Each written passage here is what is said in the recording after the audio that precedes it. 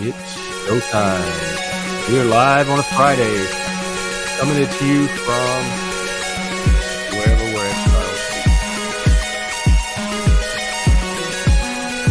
Get your weekend on right here. I wish we had like some call station letters we could call out on KEX, KOEX, KHOES. It's Y2BE, YTBE. Yeah. So that's the closest we can get. So we're just hanging out, doing an open panel today. Feel free to come on and talk about whatever. And if no one shows up, we're going to end it early, and we're going to go finish watching our House of Villains reality show that we started last night. It was so good.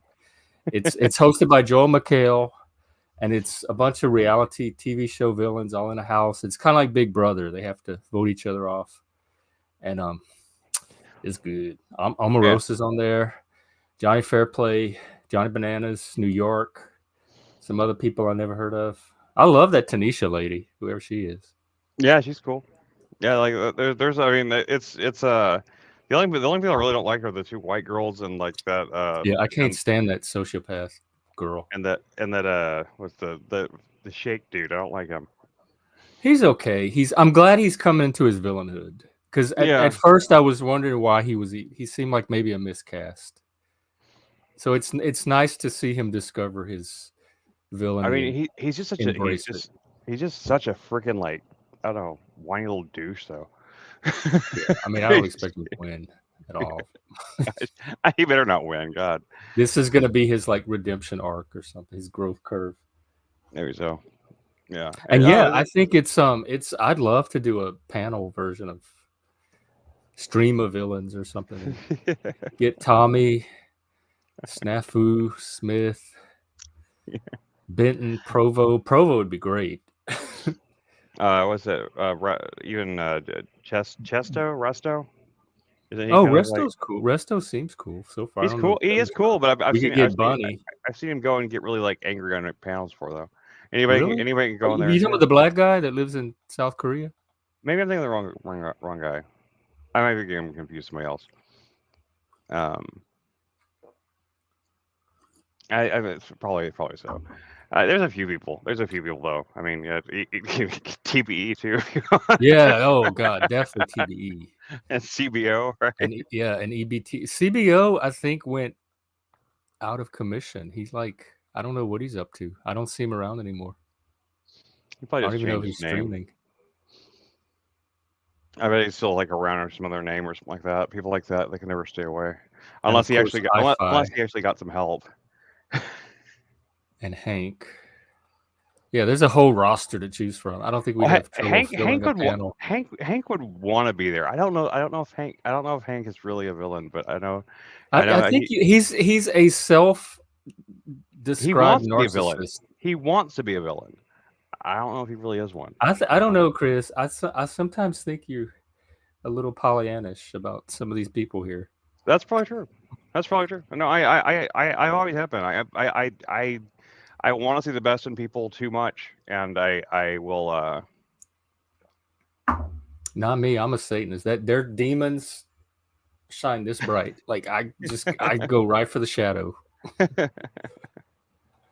I can't afford to idealize people.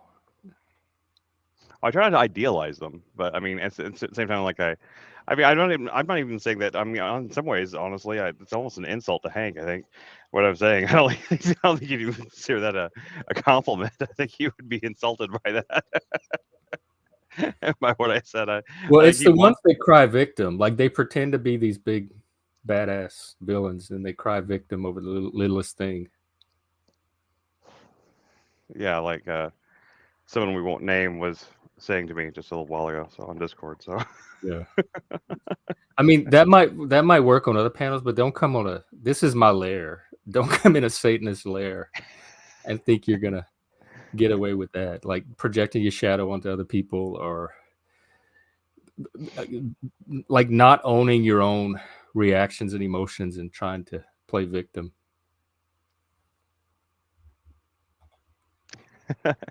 I'm trying to figure how would we would do that? How would that as a panel even go? So you have all the trolls there.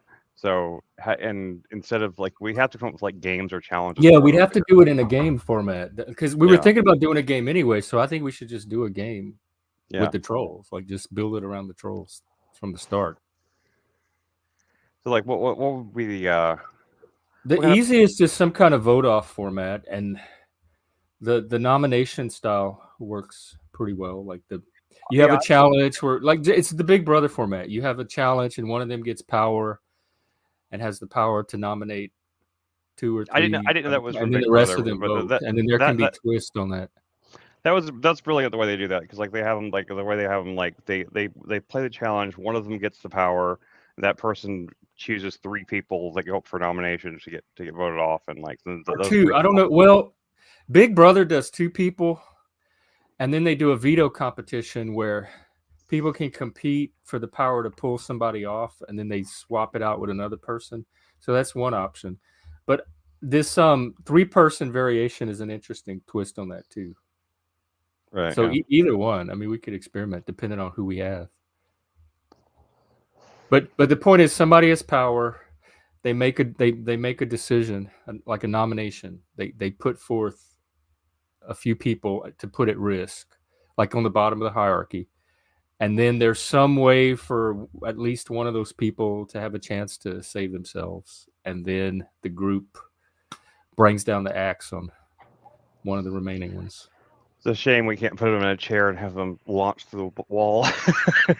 Lord of Flies. That's the best thing about House of Villains for those out Oh there yeah, that are watching. they have them strapped into this chair, and when they eliminate him, the person who had the power that week was which is the supervillain, Yeah, they push a button. presses a button on his Doctor Evil chair, and then they fly back through the wall, and they get pulled into the wall. It's hilarious. It really is. Yeah, And it's one of the it's like best elimination methods I've seen on any reality it gives show them yet. it gives them no chance to like say goodbye or anything either. They're just like gone. It's just like They had one. It only ran one season in the 2000s. It was a pirate show, and they made him walk the plank for elimination. I didn't know that. I didn't know about that one. That's pretty good too. Yeah, I forgot what it was Uh, called. It was actually, I think it was the same people that did Survivor. They tried to put together this pirate reality show, but it only lasted one season. yeah, I mean, I So don't know. The people should show up and just nothing else, just because like they were all up and on Discord just a minute ago. it's a. So I mean, I don't worry about it. It's a Friday. People will come and go. We have the lounge is open. Yeah, stop by if you want. If you're doing other things today, that's fine. Imp Dave is streaming later. He does Friday karaoke, and Easy is doing verbal combat tonight. If you like to fight or you like blood sports, go. Dave's thing is going to be at 4 p.m. Central. I'm going to put the link. And he's trying. He's almost monetized. He needs like 20 more people. So if you could go give him a subscribe, that would definitely. really help. And tell your friends. We're trying to get him up to 20 this weekend. So there's his karaoke stream you can go to later. Although I was watching, Put Easy's verbal combat. there's a pretty decent little like they kind of do YouTube commentary news type stuff called Clownfish TV, and they were talking about the way the monetization really works. So they said that like they've been monetized for a while, but they don't really rely on it too much because subscriptions and memberships don't actually that doesn't actually all go to the creator. Apparently, YouTube takes like half of that. Oh, Even off really? like like super chats and stuff like that, they take like so if you get someone super chats you $1 or something like that, they take 50%, they take 50 cents off that. So like it's not even like that's why they support everybody to or they try to get everyone to donate through something called Donate Star or something. I can't remember what it's called, but Oh, there's like is it Dono Chat? I think that's the one Andrew created. that's not the one they said, but that'd be fine too. I don't know. Anyway, but but there's a but there's other options that we could set up as a support thing type thing. It might be better I to mean, we could use. do that now, huh? Yeah, so We we don't don't need need money. 500 to use a third party service, do we? No, we don't. I mean, if people wanted to support the show, they can. I mean, But and you if don't get to like put up the super chats or anything.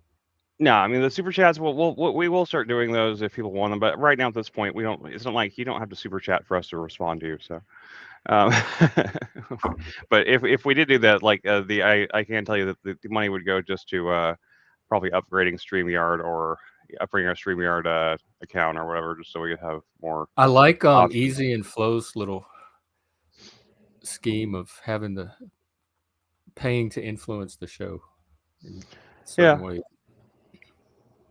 yeah. A lot of that, I guess, is ripped off of is really ideas taken from a lot of Twitch streams. Apparently, I've come to realize a lot of Twitch streams started doing that a long time ago. Like like it's some of it's a lot more debased than like the stuff we do. Like they'll like let people pay to like make them write insults on their face and their body and stuff like that, shit like that, and it's just weird stuff.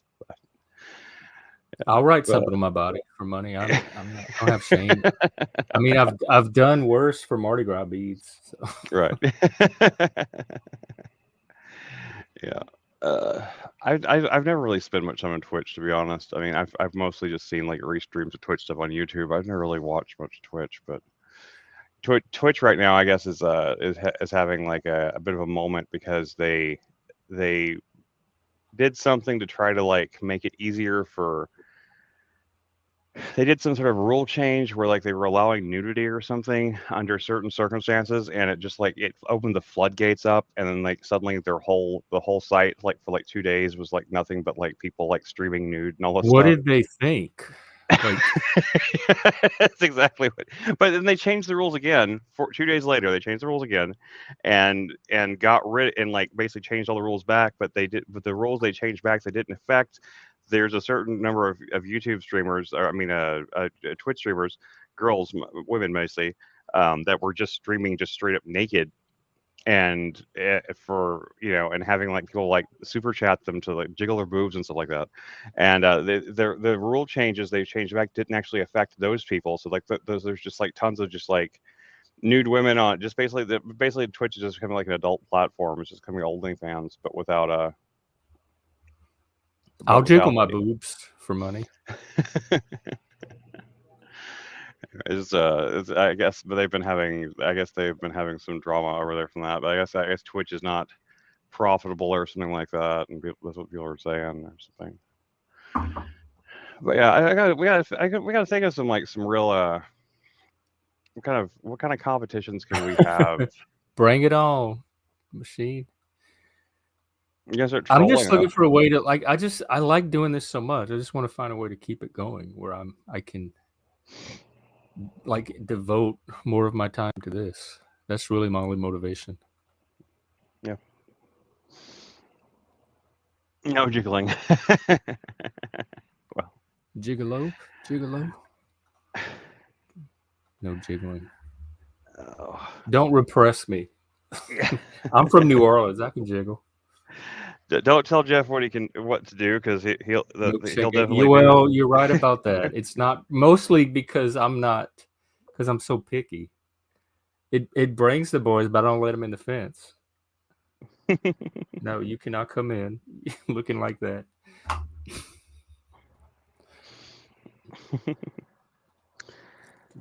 turn my lights down some ultra bright right now. I caught part of your show this morning, and you're streaming tomorrow, right? You do Saturdays, right?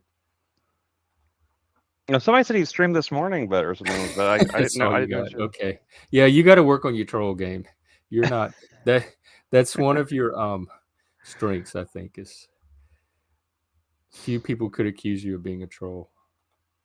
Well, I mean, it was on his Discord server. All the stuff was going on, so I guess he. Yeah, you draw the trolls. Your milkshake definitely brings the trolls.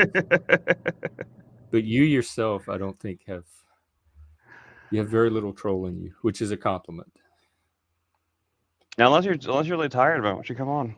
Let's talk for a minute. See what's going on with you. I didn't know you. I never know when you're doing morning streams, stuff like that. I think he started doing a Friday morning. I know I wake up and I see him stream. He like either restreams or watches content. They were watching a James Lindsay video. Yeah, give it a go, Yeti. Yeah, give it a go. Troll your best. Give us your best troll. I'm sure I've heard worse. Yeah, we're coming on stream and really try out for our villain competition. You're just pressing stream this What morning. happened this morning? I caught some of it. It seemed okay. I think I know what you're talking about. Heard a little bit of it in the chat. How's that going? Any news?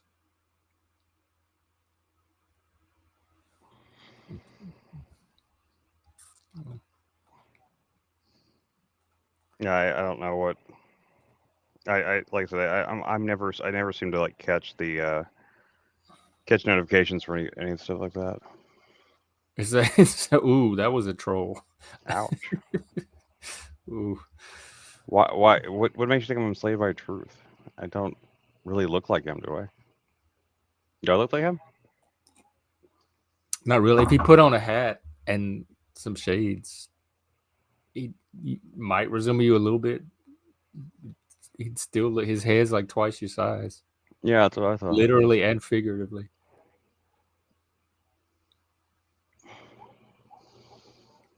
Yeah. Anyway, but let's see here. Yeah, I think I should turn the lights down some. Put your lights on. They're on. No, your fancy lights. Oh, just like the blinking ones. I can do that. I mean the red and I got red and blue on me right now, but I just don't have them doing anything. Oh yeah, you can. They're not showing. You can't really tell the cop lights. No, they're not flashing. I just have it just set up as like a basic lighting setup, just for general streaming. But see the cop lights, I can change Hey those. Chuck, what's up? We're just See. saying. Yeah, that looks cool. Yeah, I really do need the It single buttons upstaged for me. I'm gonna find something now. that. Hey, Chuck. Yeah, you're welcome to come on. Everybody is. Everybody's welcome to come on.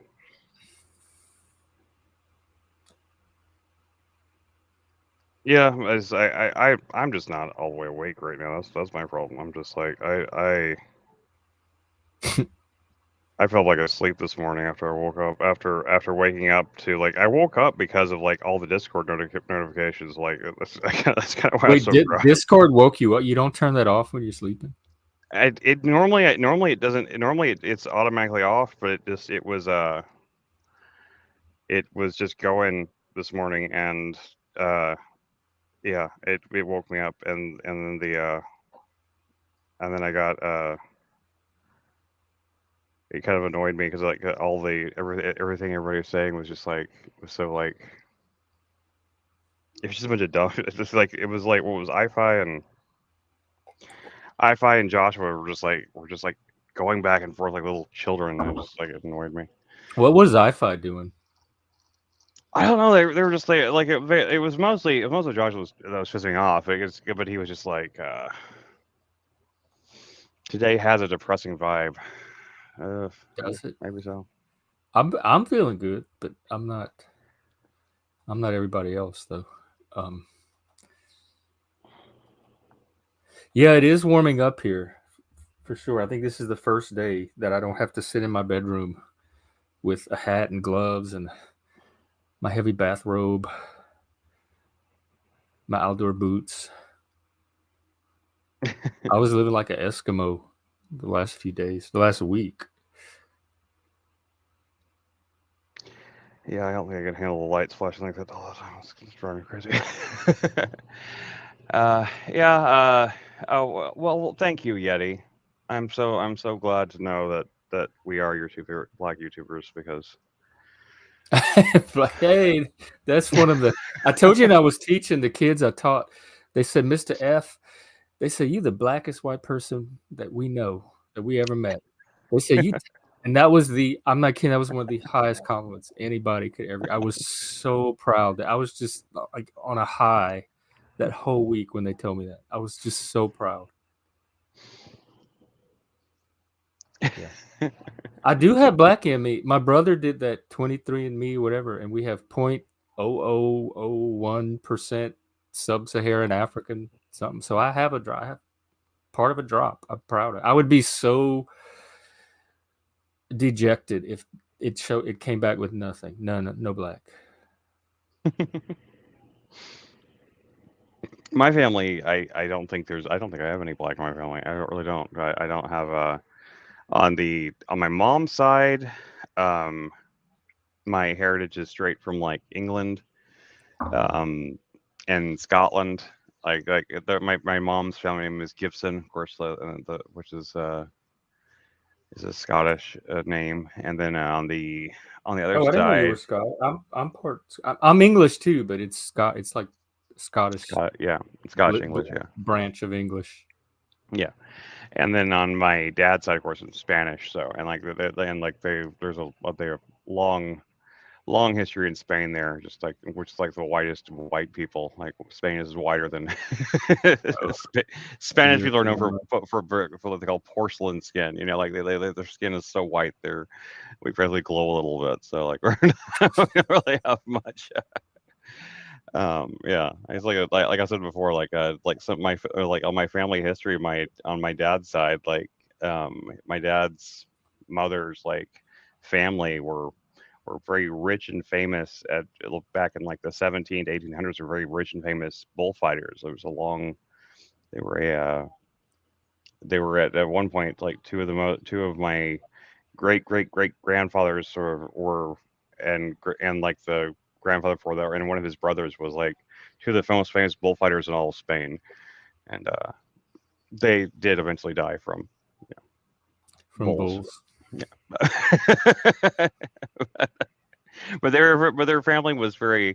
There was a they were the family there. They were doctors and bullfighters were the things they were. So I guess it's a good thing to balance it out. You got to have the doctors there to take care of the family members that get gored. So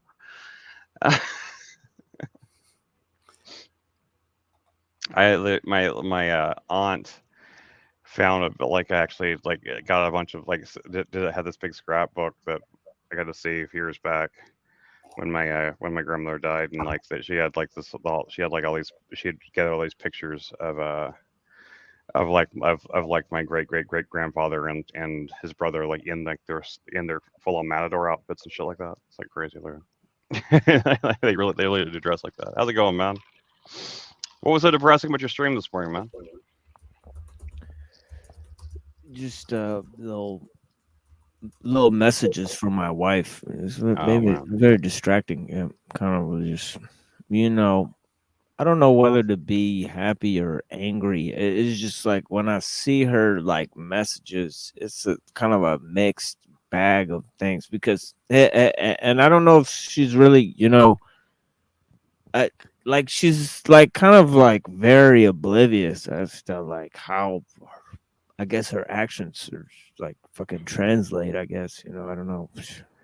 Well, if she's not on her medication, then that's Well, she is on her medication, but I just feel like it's just like she's different person on her medication than she is on not on her medication. I just don't know. I haven't really figured it out, but just the kind of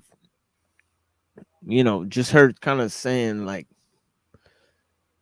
like I guess she's like starting off this thing where she just leaves me like little messages everywhere that say I love you, but she's just not calling me. She's not talking to me, so I really don't know what I think she's just like afraid to talk to me or something. I don't know. Or like I really don't know what she wants. But yeah, I'm getting ready to just tell her that, she needs to either talk to me or just like, you know, let you go kind of thing. yeah, go have her own like life or whatever. You know what I mean? Because honestly, like the thing is that, it's I mean, it's I mean, what's a bitch move? We're talking about like I about guess me or about her. telling you that she loves you and not talking to you. That would Yeah. that's mixed messages right there. Yeah, it's total mixed messages. It's Yeah. total mixed messages. So like I don't know like how to really resolve that or like you know what I mean or like it gives me such a conflicting like feeling. You know what I mean? And just it makes me uneasy and it's all over my YouTube shit. where it's just like where it's like I really have a problem concentrating. You know what I mean? I really have a Yeah, it problem is a mind concentrating. fuck. That would mess me up too. That's a lot of cognitive dissonance. Is she the type to like? Is she cunning enough to be doing this to fuck with you, or is it just part of her condition? I don't know. I like all I know is that she hasn't been in like that many serious relationships in life. So like maybe that's what it is. But yeah, I don't know. See, when Lindsay was in psychosis, she did a lot of stuff, but like when she got the medication, it stopped. So I don't know. I like she's doing it on the medication. It that would make a lot more sense to me if she was like having like psychosis issues because like Lindsay did a lot of that stuff whenever she was in psychosis and like it would be I don't think necessarily like when she's on medication, like she's not like psychotic. She's just like right. like I think medication just makes you psychotic in a different way. You know what I mean? So But yeah, With Lindsay, it brought her back to herself. But made her it brought her back to the same person I'd known. But I guess maybe they haven't found the right medication for your wife. Maybe. it's a different type of thing with my wife. Yeah, she's a little weird. Yeah. And she's been through like weird messed up stuff, I guess really like combined on the panel, like, like Abby's really been through the worst things out of possibly all of us combined, so it just is what it is.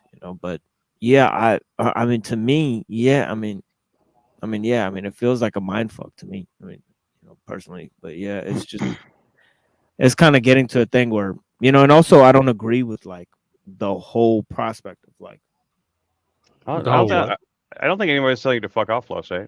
Yeah. Hi, Frank. Huh?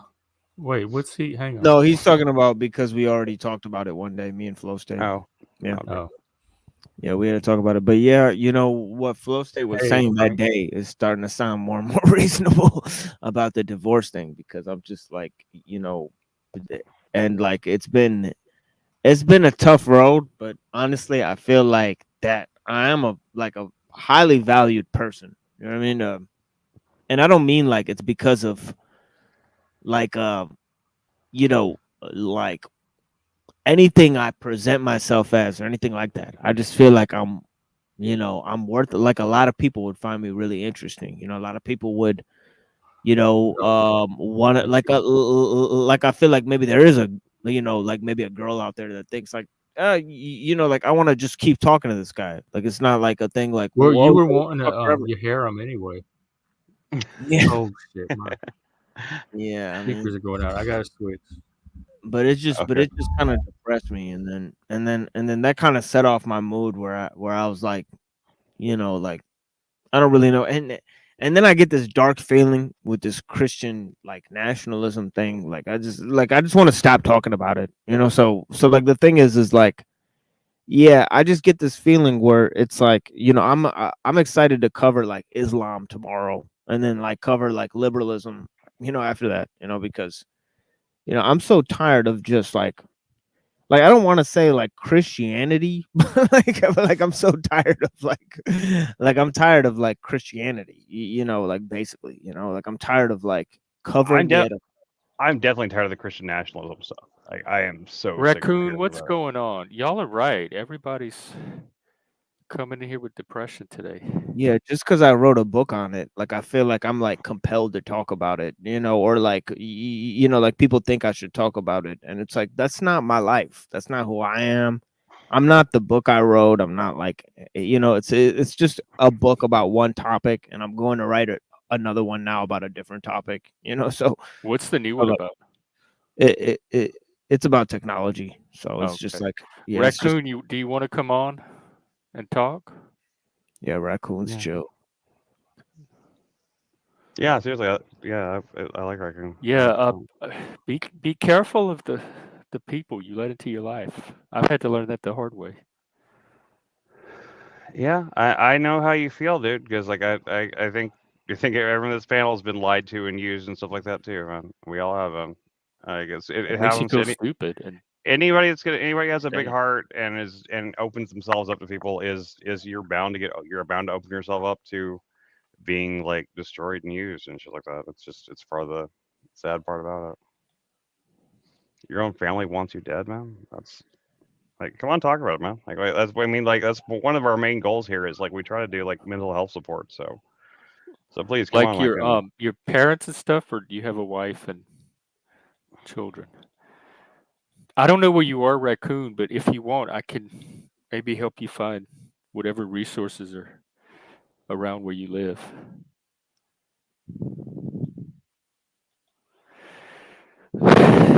Well, flow, it's I don't know if you've ever been to that in that point. It's a certain state of mind that you can yeah. get into at times, and it's temporary. But when you're in that state, things look very different than when you're not. And if you've never been in that state, it might be hard to understand looking from the outside.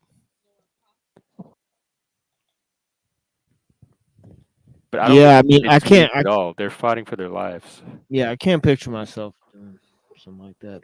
But yeah, I can picture myself going through a situation in which like people would just kill me.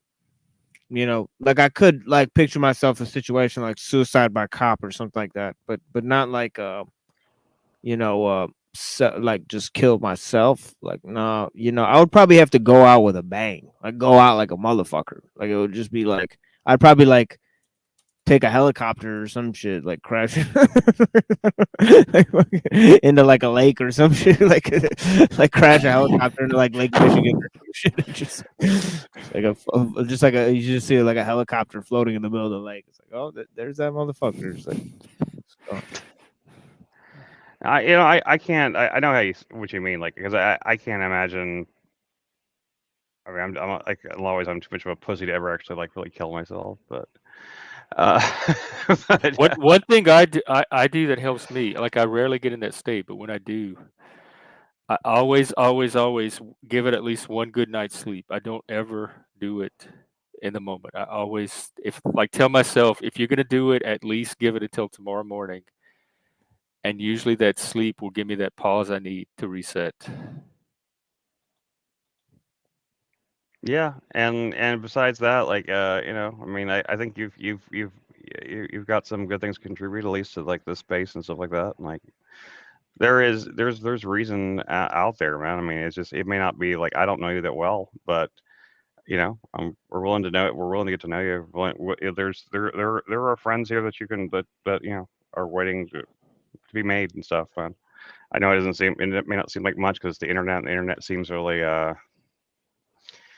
makes you feel more disconnected sometimes because there's a lot of people around, but you can't really like connect them the same way you can in real life. But I don't I know. mean, I met my wife on Twitter, so it's like, it's Yeah, So like I have a characteristic quality of reaching over through the fucking wires, and I mean, me, like a lot It, of these guys, I find ways to talk to them, or to have a real discussion with them away from. yeah, I was about to say, Raccoon, if you're on Discord, we can go talk. I don't mind talking. yeah. Um, and I know that you have a spirituality, so don't neglect that either. Like draw on that too, because that can help. If you're not on the Discord, just you don't have to actually come to the stream. You just hit the StreamYard link, and we'll put the link in the private chat that you can join if you want to. Yeah, and I know how Raccoon is. Like me and him are having a very similar day. I can already tell. We're on the same wavelength a lot of times, and it's just he's one of those people. He's like on the same astrological chart or some shit, and it's just like shit. It's just fucking. We like have the same period or some. We have period at the same time or some shit. Some weird I shit. know it seems that way. So it's temporary though. Like you just have to get past this moment. Yeah, that's what I've been telling myself for maybe 3 months, and then it just keeps getting worse. So now I'm like, embrace the fucking cringe, like wild, like irrational, like just what. Dude, I Yes, hear you. flow, come up. No, like embracing the cringe thing. Like that's funny because like I went through. I was literally saying that for like for a few months whenever I was going through shit like that. So I know exactly. it's like I'm just like there's so much like just irrational. Like there's so much like flabby thought. Like it's like I don't know. It's like I'm in fucking Tubba Blubba's like belly and shit. Like I can't like stab anything because it's all like fucking just jellyfish fucking skin. Like I don't know. Like I can't really like I don't know. Like I feel like it's like in that like nightmare where you have like baby arms, and you like punch shit and like nothing like and it just slides off people's face and shit. And you're like, Oh oh no, yeah. fuck, I have no Those power. Like those dreams are so, man. That's like I mean I've had dreams like that since I was a child, like where you try to fight back against something and then it's like you take all it takes all your might and like you can feel like your hand feel like a wet rag against like the thing. It's just like the it's so worst feeling. It's like those dreams are worse than dreams where I'm actually like like the falling dreams or anything like that. Those are worse than any kind of like those make me feel way worse than like a dream where someone's actually trying to kill me or anything like that. Like the feeling of trying to fight back, but feeling like your power has like you just have no ability. You just feel like this complete weakness at that moment. Oh god, it's like the worst. I wake up from those dreams feeling so freaking like just powerless and shit like that, man. And Raccoon, I just let you know, like I would totally donate to you too, man. I don't. I'm as broke as you Yeah, are, Chris to needs be a honest. Cash App too. So You should start one. yeah, I have a cash app, but Machine, did you ever figure out yours? Cash App, I don't think I did. Yeah, I'm gonna try to. I'm gonna have my baby brother download it today and try to send myself a Cash App. See what the fuck the problem is because I don't think it's working. Or at least I don't know if it's working. But yeah, Damn technology. yeah, I don't know. Yeah, yeah, I haven't been able to figure it out. yeah, man. I don't know. It's like shit. I feel so bad that everybody's Walking's great. Any kind of physical activity, especially if you can like get out in nature. but he said it wasn't a good one, and he's tired as well Oh, as pissed. well, it's still good. Yes, but please do come on and talk. We definitely and Flo, yeah, come on, and bully us for being for being bummers. I don't care. I mean, I we had a we've in the last couple days we've had kind of an impromptu like we didn't really do any house cleaning. We just kind of like we had some people that kind of clean themselves out of our community here the last couple of days. So Yeah. I appreciate I All of the appreciate trolls I appreciate everybody that's in the chat right now. I'll tell you that are much. self-exiling. Who are those people? Oh, Joshua Jones. Oh, Jasper Jones was on my show this morning. Oh, he was? Yeah, I saw you Yeah, mention Yeah, that. we did a stream a few days ago, and after the stream, he I think I put a saw. message in the Discord saying, "I'm out of here. I'm not going on any of Jeff's panels anymore." What Because was he's gay. what was I the don't know. contention? You could rewatch the stream and try to figure it out yourself too. We both tried to figure it out. What Yeah, trying to figure happened it out. is he got put face to face with his own shadow, and I don't think he can handle it. That happens. I'm a shadow worker. I'm a Satanist. He fucked with a Satanist. And What was it? What was his shadow self I don't know. It was something that projecting? happened on that stream. Like I couldn't tell in the moment. And he actually left the stream and came back. And we thought he had rage quit. And he's like, "No, man, my phone. I just hit a button on my phone." And he acted like everything was cool, and Yeah, then he like acted like we everything went. was fine. And then like Yeah, 30 minutes after the stream's over, he goes and posts this message in Discord. and then this morning, him and I-Fi were getting into it over like over I don't know Christian nationalism or something like that again. It's just like the same stuff, but they were just being really petty with each other and just being like, and it woke me and like for some reason my phone. I left the Discord notifications on overnight, and like I woke up just hearing blink, blink, blink, blink, blink, blink. So I opened it up, and I see this thread of people, and I was just like, "You guys are both being children. Stop being fucking children!" And And then just he called Chris fat. He's like he called me fatty. Yeah, I was just like, I yeah, was like, you I was sit like, around okay. your fat ass and you make bad life choices, et cetera, et cetera. And he talked about like he's like, I don't associate with homosexuals. That was my first mistake. I'm like, that you knew I was gay. You were on these panels for months. You knew I was gay. That didn't stop you. So you're pulling that. That's cope. You're pulling the gay Yeah. card right now because you can't deal with whatever it is. The real reason. And like, because I went on there because I went into that conversation. I was like, I like both of you guys, and like I've been a big defender of both of you, but you're both acting like children. You just need to like stop this stuff, like kind of shit. And he didn't really honestly defend himself once against anything I said. All he would do is come back with some other kind of like really copish, like he would always focus on like one tiny little part of my message, and just like it was like that kind of shit you see like it was real beta cuck energy. That's all I can say. I don't even use that term very often, but he was. I mean that's not terminology I normally use. Oh, But look, he's there. He's in the chat right now, by the way. Well, come on and tell the truth then.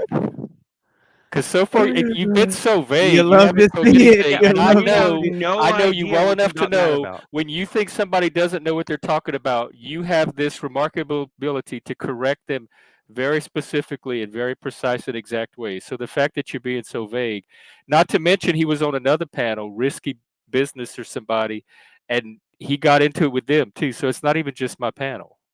He doxed some girl on that panel, and they all That's turned the against part him. I heard. Yeah, that's the part I heard about the part where So if somebody got something's into going on with you, Joshua, I don't mind talking to you, with but the don't try host. to make it seem like it's about me because it's so clearly not. But yeah, we had some interesting discussions this morning, and I thought he was the perfect interlocutor because he is a Christian atheist, sort of. Because he follows I mean, it's not Christian about me, dude. Uh-oh. Something. This makes no sense. What do you were on my show with Nero having a debate. How did I insert myself? And we pretty much did shut up And let you guys stayed on talk. the panel like an hour after Nero left. You're Yeah. making no sense. Okay. Let's see here. Just I Frank's can't comment is believe you great. even showed up in the comment. I thought you were unsubscribing and leaving my channel. Why are you in the comments? Just Frank says worst. I honestly say this about you, Joshua, because I do like you. I'm a little worried about you. This is not. Yeah, it's the same I thing mean, it's here. not out of character, but it's like you're in your limbic system right now, and not your normal. You don't have the mastery of yourself that you normally do, and it's all the stuff that's bubbling beneath the surface that's coming up. Apparently not. He couldn't quit me. He couldn't quit me the night he tried to quit me. He couldn't quit me. No, Jeff. All you said is that my line of questioning indicated to you that I don't know what I'm talking about. That's all you said. I have no idea. And then you said it was because he was gay. Yeah. So your story changed 3 times too. So I don't know what it is. No, it's true, Chuck. I was telling Chris like this thing with Joshua happens over and over and over with me. People encounter something about themselves that they react to that like even all the jobs I got fired to was things like this. Like they'll react to something. I have no idea what it is. They'll go to the boss. They'll complain. The boss will call me in. What conversation with Nero? It was you and Nero on the panel. Me and Chris opened up a stream. You and Nero hopped on and started talking. How is that inserting myself into a conversation that's happening on my own stream? Inserted yourself. That's interesting. And then you stay, and then Nero left. And you stayed and talked with me and Chris for like another hour. So it wasn't it became a problem like hours after it happened. I actually did go back and watch the stream, Joshua, because I was trying to figure out what happened. I'll put the stream in the chat. Everybody can watch it and decide for themselves because I have no clue what he's talking about. Yeah, or maybe we'll pull up some clips or something. I don't know. Yeah, no, right, Raccoon, it's fine. Like, no, it doesn't matter. Like, it's not we don't care if you need something to talk about. Like, we're here for you. If y'all can figure it out, let me know in the comments. I'm gonna go get some more drink. I'll be right back. Hey, and shout out to Mitch out there and Gary and everybody else that joined the chat here just the last few minutes. Like, thanks for coming, guys. And I think what just Frank said was really funny though. He said his worst dream was that he was having sex with a woman from Married with Children. But I don't know. I mean, Pam Bundy, she was kind of hot though. I mean, wasn't she? Wasn't she kind of hot? Like, yeah, she was hot. Yep.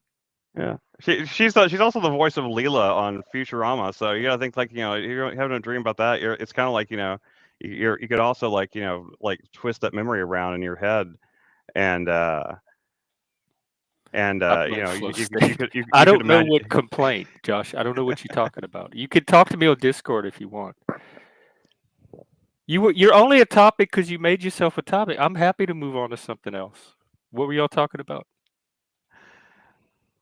I mean, I didn't say anything about you. I didn't already tell you in Discord, so I No, didn't say we anything don't have about you. to I talk didn't say to about your Josh. He face. just showed up in the comments. That's the only reason. Anyway, you blame Gary said he blames flow state for Joshua Jones. I don't think you can blame flow state for that. I don't think that's something that I don't think we I can blame. found Joshua from the Crucible, and he had issues with them too. Yeah, but dude, but Raccoon, please come on if you want to talk about it, man. We're here for you. Yeah, I think Joshua Jones still follows a lot of the Crucible stuff.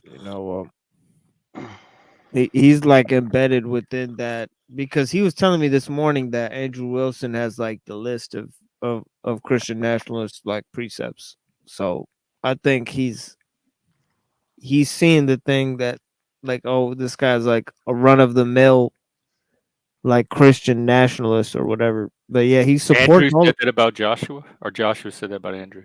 Oh, Joshua said about Andrew. Oh yeah, Raccoon. I'm not a therapist, but I am a peer counselor. So if you Yeah, want to talk, let me know. And if you're Yeah, on Discord, yeah. If you don't yeah, want to talk he- about there on too. panel, you don't talk about on panel. That's totally fine, man. Like we'll totally get you. Like I said, we'll get you the Discord link, and you can have a private conversation with either one I of us or I both of us thought or either whatever. What are you going to talk about, man? I Doesn't thought he matter. was leaving. Anyway, go ahead. I kind of knew this was going to happen. I knew it wasn't like I knew that he ended up showing back up like this. I could just tell. But anyway, uh, machine man, I feel so bad for you right now, dude. You look so sad today. It's not used to I don't seeing you know. like this, dude. Like he hides it so well. Like you mask very well because like me with the autism, I can't ever tell there's anything going on with you. yeah. I kind of have a deadpan, I guess, you know, presentation, but that's just because of the just the nature of, you know, I guess it's just inertia from just thoughts, or just I can't really sort out my thoughts, so I just stillness, in a web of confusion, really, Hmm. Yeah, dude. I definitely know about that confusion. Yeah. So I mean, it's hard to be emotional in that state, really. Is it all related to your wife? Yeah, banned her from your channel. Yeah, But I mean, he wants to. He wants her to talk to him though, man. It's not. yeah. I don't know what she's doing. I Why don't know. doesn't she talk to you? Like I I mean, don't know. why does she come on and do these little drive-by messages but not actually talk to you? Yeah, that's true. I mean, that is the question. I guess she'll tell me one day, or she won't. Because it'll be too late. I'll be out. You know. Yeah, but yeah, I don't know. For me, it's getting a little too much. The emotional just pressure of just trying to worry about her all the time, or worry about when she's going to contact me. The anxiety of it. It keeps feeling like I'm waiting for something to happen, and the longer I kind of put that off, I feel like it's emotionally and spiritually depleting me. You know, Yes. so it's like yeah. At the same time, I have work to do. So the problem is that I can't just sit around and wait for this person. Waiting in vain. You know, yeah. The thing is like, yeah. I mean, and I can't afford to really be emotional. Really, I can't afford to really just you know have a lot of emotions. Yeah, I hear it, man. I mean, like I said before, I went through. I went. I mean, I know. I know exactly where you're at right now. It's just like It's almost like it's kind of spooky, almost like how much I know. I relate to exactly what you're saying. It's just. It's anyway. Yeah. It is. It's just. It's a mind fucking situation, and like. I mean, like, because of course I didn't. At least you do know that she does have those issues and stuff like that. You know, it's like when you dealing with like that was the mind fuck for me is I didn't know she was schizophrenic. I didn't know that was happening. So I didn't know. I really thought that it was. I really thought it was like just like being fucked with. I thought she was fucking with me because like I had no idea that she was sick. You know. So I mean, you at least know she's sick. So that does help some. To know at least it helped me once I knew that that helped me a lot with the hurt of it because I knew that it wasn't entirely like even her choice once I understood the situation a little Say bit. hi. Hi, who are you talking to? Oh, okay. TML as a vampire. Okay. Wow. A psychic vampire. Yeah, but she's also from that region of the world. You know what I mean? The redhead, Transylvanian person. You know, so that's the problem. Is that they're also unemotional. You know, they have that issue. Is she your age? The Like, Slavic. You know. are y'all similar age range? Yeah, we're the same age, really. But yeah, Yeah, man. Uh, and you said she moved, and you don't even know where she don't even know where she's She's at with her now, right? sister. I don't know anything. Yeah, I don't know anything about her. Yeah, I don't know where she works, where she lives, like what she does. She just like totally just cut me out of her life, and then now she's like saying that she's gonna contact me. But the problem is that it's been all this time, you know, and there's a real lack of like trust and understanding with me and her. I mean, the thing is that I'm willing to like forgive some things, but like I don't know like really like where she's at or what she's doing, and she'll do that all the time. She'll like go away for months and then like come back. you know, um, she'll do that shit. Like she'll just like run away for months. So she's done that like 3 or 4 So times. she's done that before when y'all were together, and she's come back. Yeah, yeah. So that's another thing is like I'm struggling to see like, all right, this time it's really serious. But is it really any stranger than any of the other times? But Like even I'm, if she comes back, she's gonna she's gonna do it again. Like this seems like it's a permanent part of yeah, your that's the pattern. yeah, But yeah, you that's said you guys were exactly. doing good though until she got off her meds though, right? Is when you said this when she disappeared. It's all just a confluence of events. I really don't know. It's either the meds or no meds or I mean, it's just all just a mess. Like I don't think the problem is that I'm really sure about what I want, and I don't think this girl really knows what she wants. And I'm like, into some things and like sure about some things, and like I'm just an option for this person. So that's a problem. Is Right. that like I'm tired of just being like an option for somebody, and the thing is that I don't really have that capacity in me, because I'm highly prized. Like if I walk into like just a grocery store, I get a lot of female attention. So the thing is that you know, um, it's like what a lot of people are saying. You know what I mean? Jake is Yeah, funny. but I also know how it is though. Like I mean, it doesn't matter. Like I've been places in my life, like especially when I was in better shape and stuff. Back at that point, I was too, and lost a lot of my weight and stuff like that, and I was getting I was getting female attention a lot more easily, but like it didn't really feel like it meant anything though. Like I didn't know those people, and I didn't know those girls. And it didn't. It's like whenever you're actually like a kind of person that tends to commit to somebody, or you really tend to love them, or you really love them, and it doesn't really matter. Because there's a lot of the red pill types to be like that will tell you like But girls are interchangeable. They're all like, it's all disposable kind of shit. I don't know. I don't dispose of people easily, so I don't know. It's just it's harder for me to let go than that. So I don't know.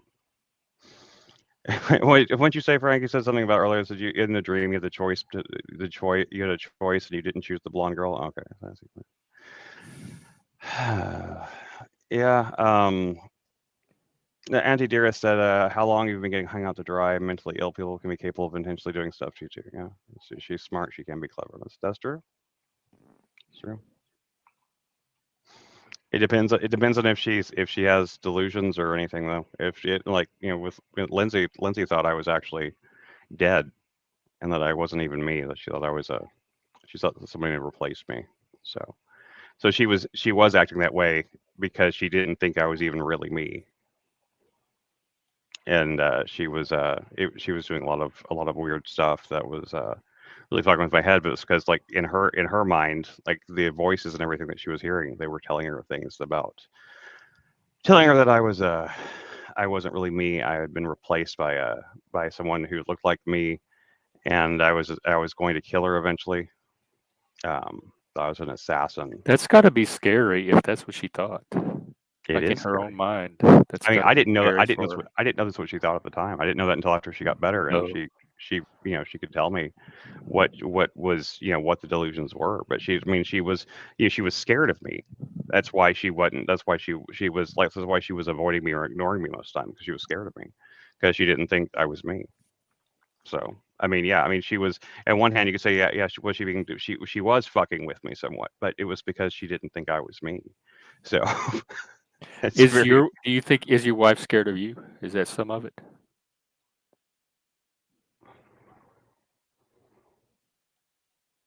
TML. Yeah, T-Mill. Oh wait, I thought. Oh, wait, what was the question? Is your wife scared of you? Is that part of it? Like why she runs off? I don't know if she's scared of me. That really wouldn't make any sense. I think she's more just taking advantage of the fact that she gets to do whatever she wants, and I get to just sit back and just like don't really care about it, and that I love her a lot, so I'll just let her back in because she had all those times at the hospital. But I need to just tell her like that's not how I live my life. That's not what I expect from people that are around. To kind of treat me in that kind of way. So the thing is that she's got the wrong idea about me. I'm definitely not a person like that. She might have had relationships like that in the past, but I'm not a person like that. I'm either a person like you're either with me or you're not.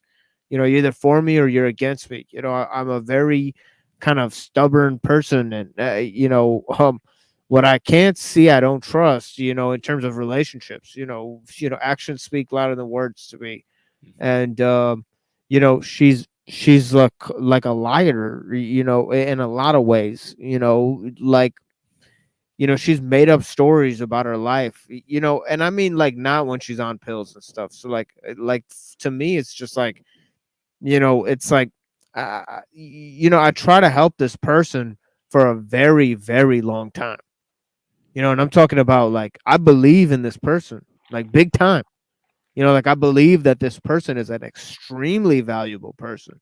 Like I'm talking about in terms of her skills, her intelligence, the ability that we have to correspond with each other. But the thing is that if she doesn't see that, and if that's not the ultimate value to her and her life and the way she wants to do things, then she's not a person I want around, because it's like you don't see what the actual important thing is. You don't see what it is.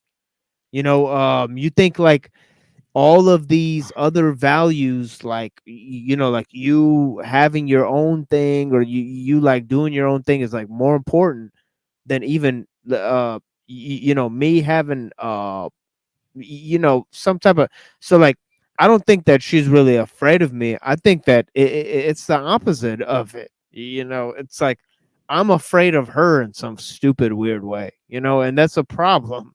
But it's a problem for me because it's like it's like I'm not just gonna wait till like the next time you have your like mental breakdown or whatever it is, or you don't want to correspond with me anymore, and for some reason, you know I mean the shit is like it's always the same shit. Whenever she has a mental breakdown, like she's got to like it's something about not being there with me. So I get to see that pattern emerge every single time. That it's just like, oh, so I guess part of you having your mental breakdown means like it's got something to do with me. It's got something to do with getting away from me. So I don't know. That just makes me fucking you know Yeah, no, honestly. I mean, at How this long point, were I y'all mean, married? And yeah. I met this girl, in Texas. She was living with a guy who was abusing her, and she was forced to live there because she was on house arrest. Okay, and I went out there. Okay, I got her ankle bracelet removed. Okay, we rode a train to Michigan from fucking Austin. You know what I mean? And like we took lots of stops along the way. We had this like crazy like adventure time where we like spent 2 years together. You know, so I mean, actually, it's been like 3 years now. Of us living together and fighting with my family and fighting with the fucking everybody. Just to stay together. And then she just goes and just leaves me. I just feel like you know um it's like I did so much to try to help this person. You know what I mean? But yeah, what I mean. Dude, So yeah, no, like I I did hear so you. much. Like yeah, like I remember like I got I grabbed this police officer when he was taking her to a mental hospital, and they started taking me to jail. I remember I resisted arrest for like 15 minutes because I was so depressed that she was going Hmm. to the mental hospital again. And yeah, I remember like these cops, like they were beating the fuck out of me. Like they were hurting me big time. Like they were punching me in my chest, they were kicking me in the side of my legs and shit, shoving me into a police car, and choking me on the ground and stuff like that. And one of these times I even got out of the handcuff and just ran. Like I got out of the handcuff and just ran. Like I slipped the handcuff off and just like While it ran was on? while it was on. Yeah, and then they grabbed me again and they beat me up again. And I was just like, and I remember like I couldn't feel a single thing, like a single fucking thing. And the next day I woke up. I got myself out of jail. All of this shit. And I went back to the hospital. I drove to the fucking mental hospital to go get her out of the hospital, and the security guards dogpiled on me. While I was trying to walk out of the door with her, and they said you can't leave with her. She's like on like like p- police order or whatever. You know what I mean? And I could and I'm like, man, like I remember I did so much just to get this girl out of trouble. To save her life, to get her out of these fucking horrible situations. And she just fucking doesn't care. She doesn't give a fuck about me. I spent thousands of dollars on this fucking girl. I don't know. It's just extremely hurtful that I could do so much for this person, that they could tell me like they're never gonna leave me, like nothing bad's ever gonna happen, like that we're like these imperfect people that are meant to be together forever, and then just nope. It's just like and really at the end of the day, after struggling with her, writing my book and like doing all this shit, I have nothing. The love between us was really all I had. And she goes and just so honestly, like all I have is like stupid fucking live stream, like fucking just I don't have any friends because I've been taking care of this girl for 2 years. So honestly, like I mean, I don't know what to say. Man, I feel you, dude. I and like I went through that somewhat with two women at the same time. Kind of, they weren't. I wasn't, with both of them in that sense. But like the girl that all this stuff started whenever me and Lindsay, we tried to help our friend from Vegas, and we brought. I literally, it's almost like a very similar like to what we went and picked her up from like living on like the basically out. She was like on a bench outside of a casino because she was like in this abusive relationship type thing, and we tried to help her. We brought her back to Texas. We took care of her and all stuff like that. And she started, and like turns out she also had mental issues and went all crazy. And so a lot of those things. It's like your situation seems like a combination of the two situations I went through at the same time, and they were just split up into two different people. But yeah, I mean, like I saw a lot of that stuff happen, man. Like I don't know what to say, man. It's hard, man. It really is.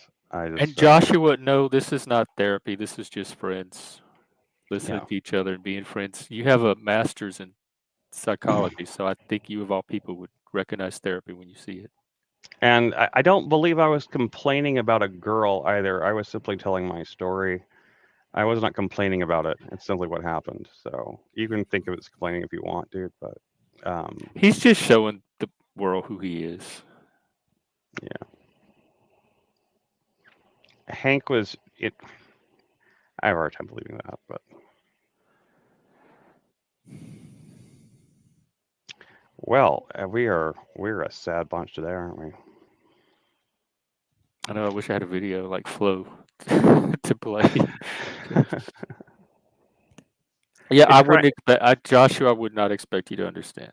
So It's crying over girls. Okay, well, I'm not crying over them.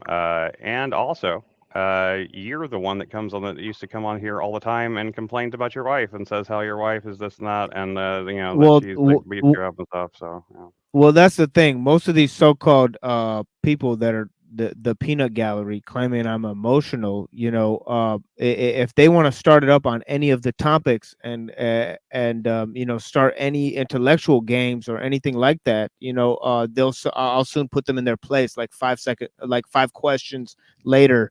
So, if you guys want, I could start it up on any topic. I'm just telling you guys how I feel. Excuse me. You know what I mean? For giving some of my don't let him for showing some of my No, I think he was coming after me anyway, dude. don't let him. Yeah, but he's trying to hurt whoever he can because he's hurting right no now. not no, I'm not talking to anybody in specific. I'm just saying, like, just in general. Oh, Like what are you guys kidding me for? Like I'm gonna sit here and listen to you guys talk about some topics or anything like that. It's gonna be a even Saturday then. You know what I mean? So don't make me laugh, you little punks. You know what I mean? Yeah. Okay. Well, everyone agrees that Hank is a scoundrel. So. Hank is, this is like a den of thieves. We all Hank is funny. Hank is funny. Yeah, Hank is hilarious. Well, they were saying that Hank was trying to like hit on your wife in your No, he was joking. He was joking. He asked me if he did that, would I ban him? He was being funny. Oh, okay. All right. Yeah. And then he started sticking up for me. So Hank's a good friend, he goes. He told my wife that she could at least call me if she cares. So yeah, Hank was sticking up for me. He's a real friend. Yeah, that's kind of what I would have thought that the case might be, but still. Yeah, no, people like to spread, like people like to take it to the 10th, like to fuck up shit. It's the peanut gallery. People like to say, "Oh yeah, Hank and TML are enemies now." It's like, yeah, honestly, Hank's like one of my best friends out here, honestly. And same with Joshua Jones. I mean, it's sad to say, but like you guys are like some of my best friends, Hank and Joshua Jones. As much as they might disagree with each other, they might be I mean, I guess unbeknownst to them, they might find it repulsive that like I could be friends with Gen X Jeff and Joshua Jones and Hank, even though all these people like don't get along. I mean, I thought we all did get along. That's the thing. Like, I thought we all got along. I like all these people. Like, you know, I, I might care. I care more about Jeff maybe and you and a couple other people than because I know you guys better. But I don't know. But I mean, I don't know all these people that well. But I care about all of them. You know. And so anytime people are like start like like turning on each other and shit like that, like I mean, it bums me out in itself. Like I try not to let it bum me out.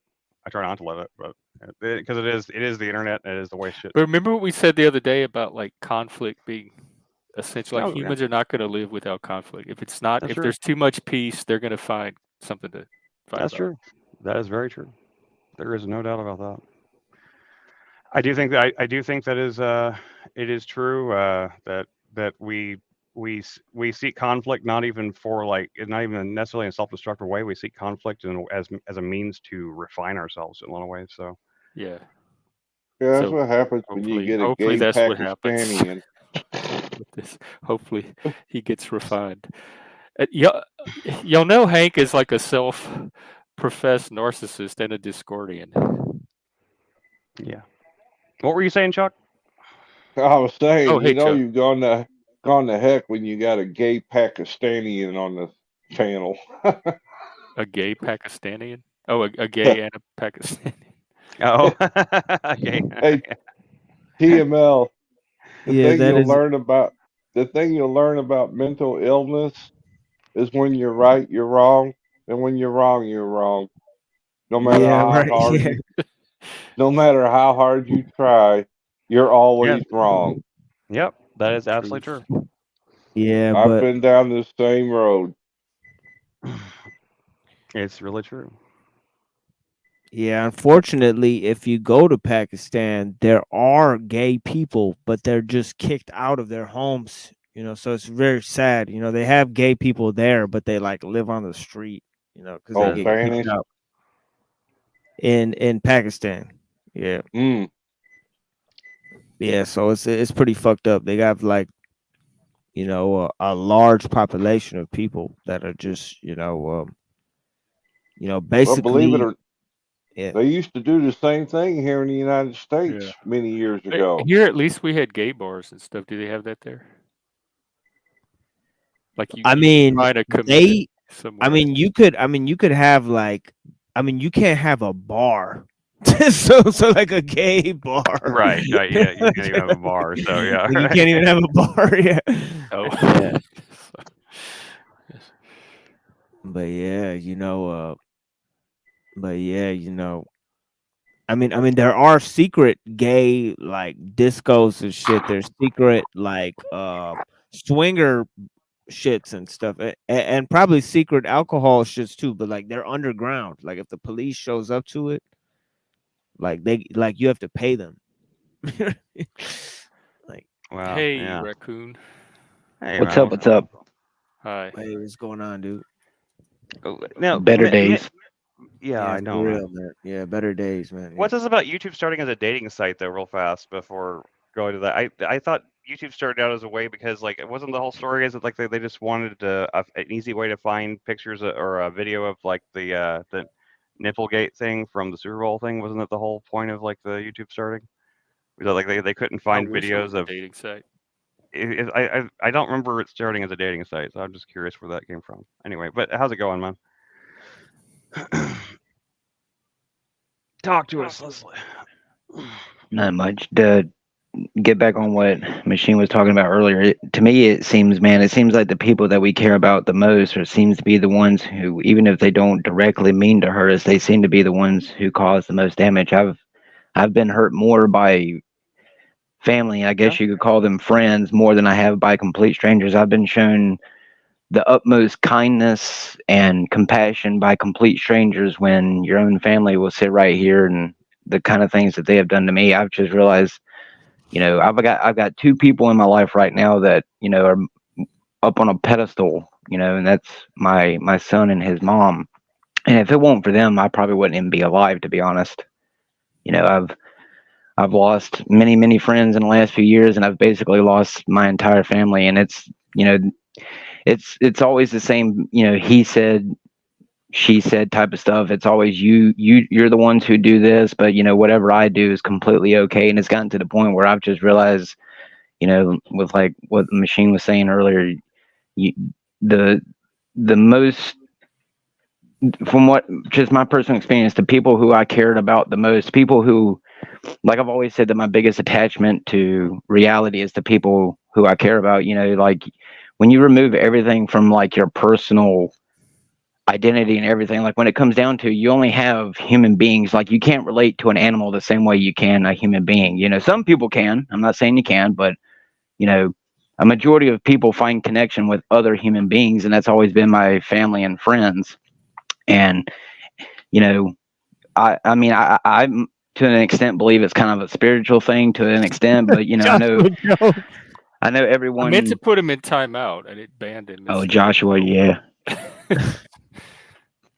It's just I'm not going to give personal do this, do that for anyone. I'm just going to sit here and say it seems like a majority of the people who seem to hurt you and betray you are the closest people to you. Everyone says that a den of vipers. Well, I never thought that the den of vipers would be the people who I held closest to me and dearly. I mean, I'm not going to go on too personal of a speech, but I mean, I've been put out in the streets for simply standing up for myself and my child because of the harm that was being brought to them because of the situation I had to be in. Back in 2017, I lost my mom.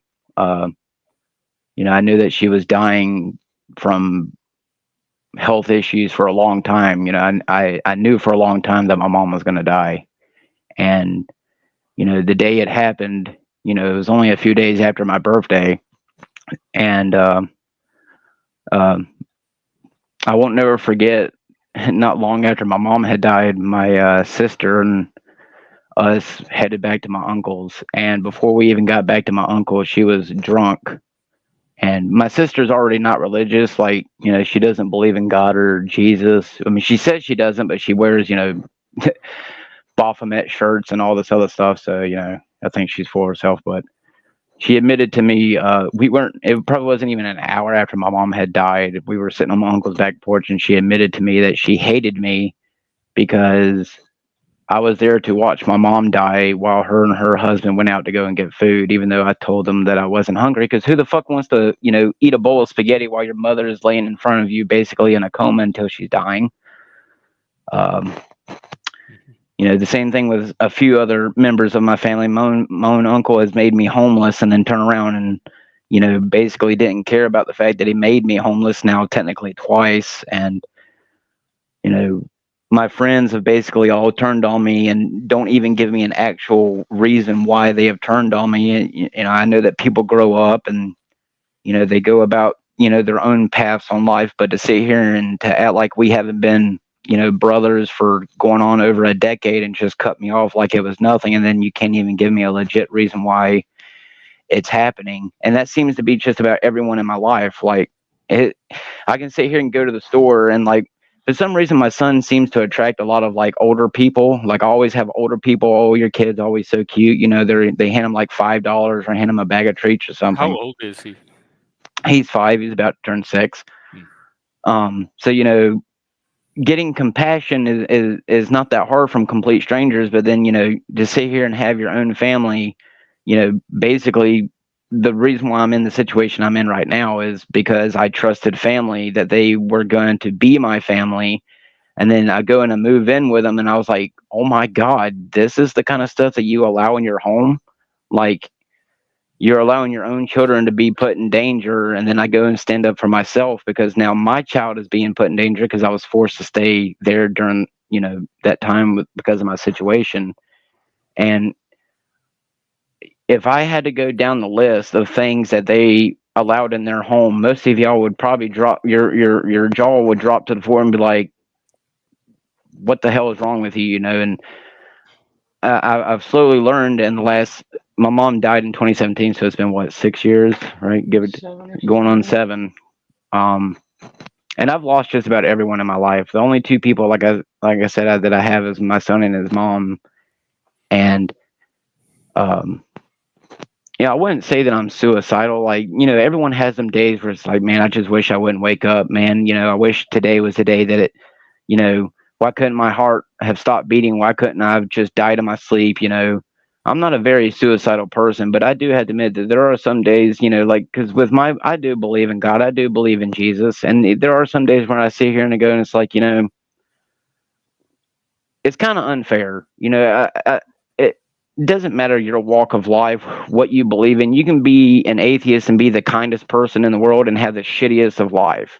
You could be, a full-on, Satanist. I'm talking about the full shebang of animal sacrifice, trying to human sacrifice. You can do the most evil, cruel acts in the world and have the best life that a person can live. So, for me, I guess for me, it's this personal, constant struggle of like, why do I continue putting my faith in what I believe is the right creator just to sit here and I know that everyone has their personal sins. I think it really comes down to is, do you believe that your life is preordained by God or not? And I think I'm slowly starting to fall off that bandwagon that some people can be born in this world dirt poor and become a maybe not a billionaire, but they become the richest person they know in the end of their lifetime. And you have people who start off rich, end up dirt poor by the end of their life because they blow it all, don't know how to manage it. Like, to sit here and believe that your life is predetermined from birth, before birth, I'm starting to fall off that bandwagon because I'm sitting here and I realize, like, there are a lot of people, quote unquote, that I find, I wouldn't say evil, but I disagree with how they live and their actions, their choices, and then I sit here and think that I'm living the right way, but it's like I'm getting the short end of the stick while these people who allow rape in their home, allow children to get a hold of loaded weapons, allow underage people to come over and have sex and do drugs. And then you sit here and you're someone like me who's like, tries to remain passive, doesn't try to start arguments, stay away from drama.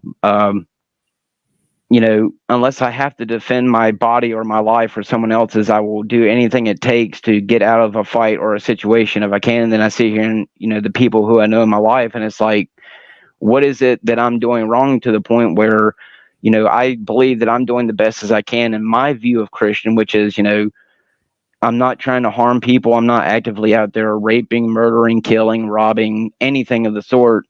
And it seems like every time I turn around in my life, how the whole, when you get struck in one cheek, you're supposed to turn the other cheek so that way they can strike one, both of them. I mean, I'm getting tired of my cheeks being striked every time I turn around. But then when I want to go and act out, when I want to have a bad day, when I want to speak how I feel, when I want to say a cuss word, when I want to call someone a name or something, it gets me blocked, it gets me cussed out, it gets me threatened, it gets me put in an unsafe situation, or it's to the point like now I literally have no one.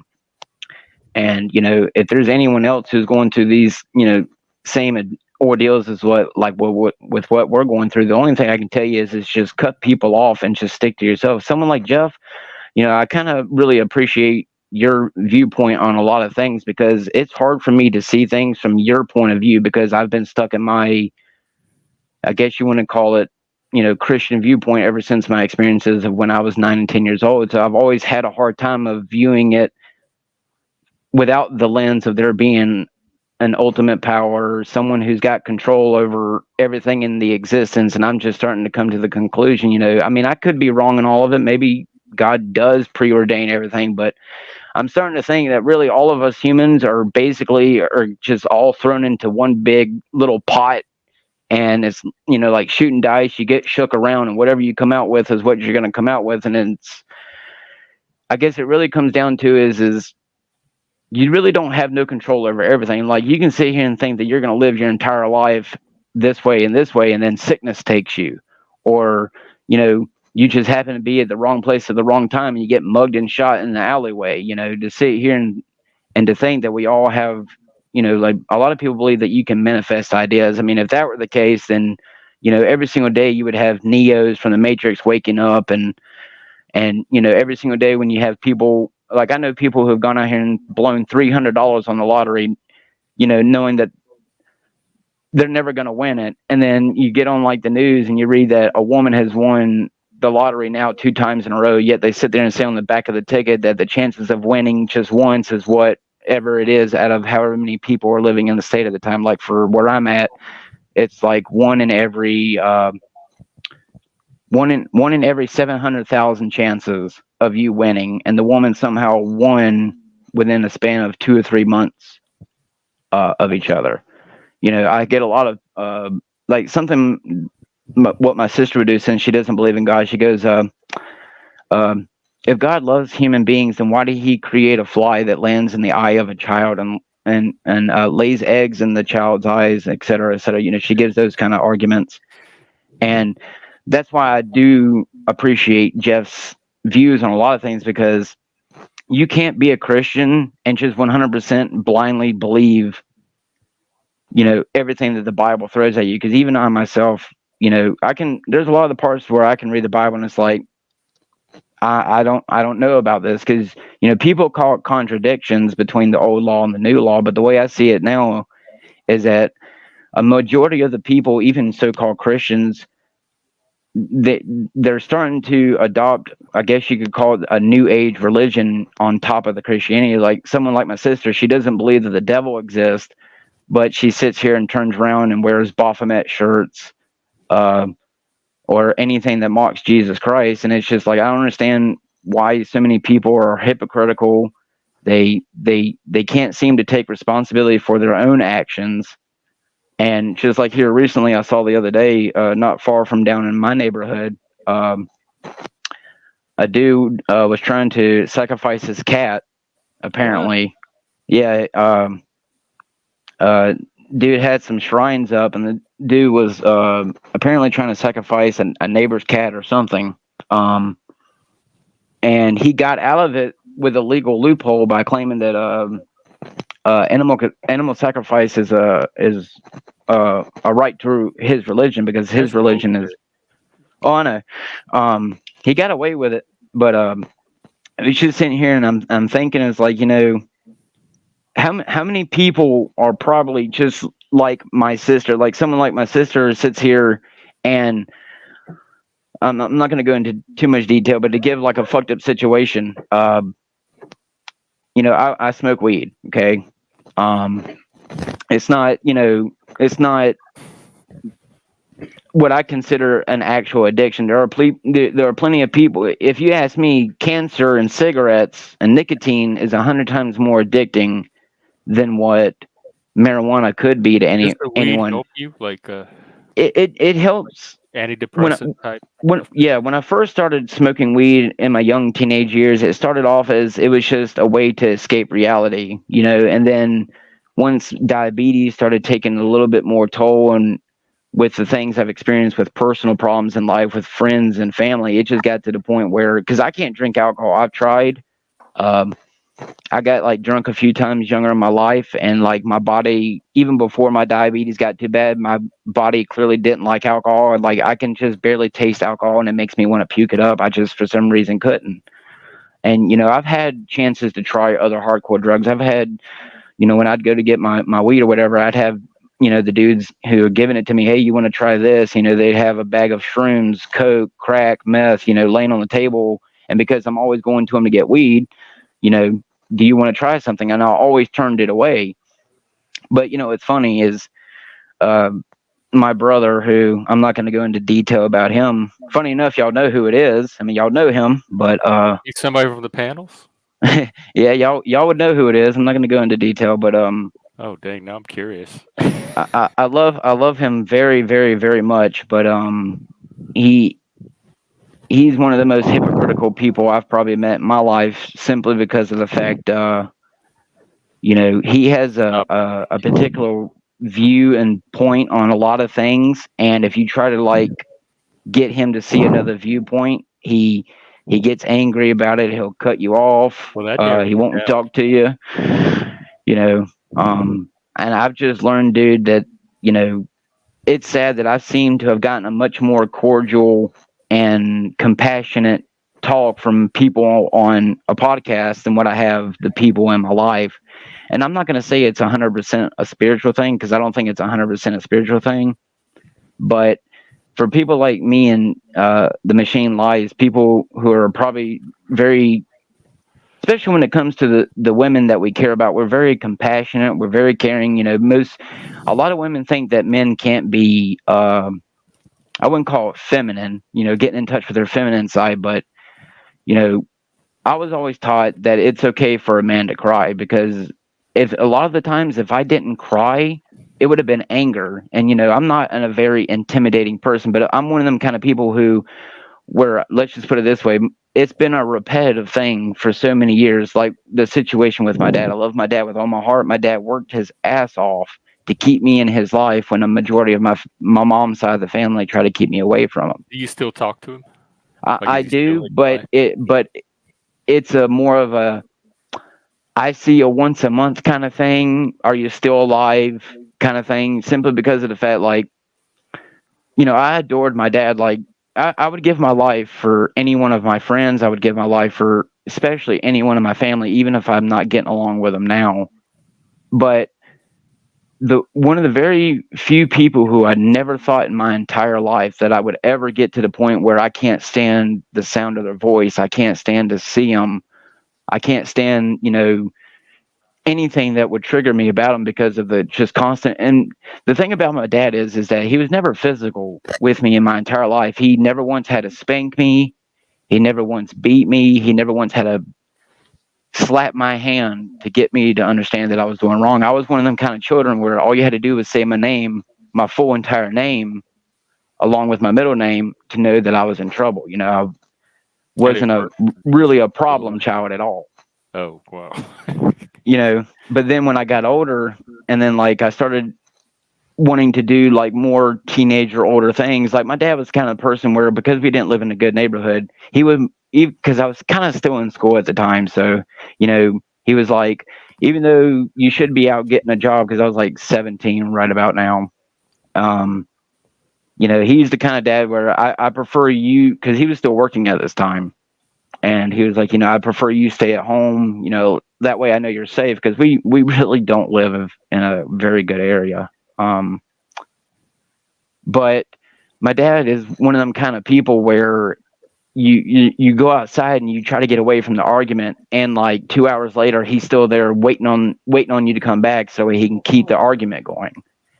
And it, it was, go ahead. Do you live with your wife currently? Your wife? Yes. Thankfully, we've been on our own since my mom passed away. I've gotten away from my dad and a majority of the people in my life who just, I don't even know how to describe what I'm really trying to tell you, other than it just seems like there's, from my personal point of view, for my friends and family, something between like 2010 up until now, something about everyone I know has changed to a degree where they're not the same people. And like I said, I know that people change over time. You have your own life experiences, your own life grievances, but I'm still basically the same person I was when I was 8, 9, 10 years old, still like Pokemon. Only thing is I got older. I picked up, adult addictions. I learned about sex, violence, music, bad movies, etc., etc. But I still believe deep down inside, I'm still the exact same kid who used to like Pokemon at 9 years old. And just seeing the stark differences of my own siblings compared to me, and to sit there and see them. And when I sit here and say that they cut me off over nothing, I mean like over nothing. Like they'll sit here and they point out something bad about you, and then you turn around and will point out something that's like 10 times worse than them. And it's, well, you're the fault. You're the reason why we treat you the way that we treat you, and then block you. Like my other sister, who has had me block ever since my birthday of last year, because I'm a black hole of negativity, but yet she had no problem living in a house full of people that was not only full of negativity, but were thinking it's okay to rape women in their own beds, beat children with loaded weapons.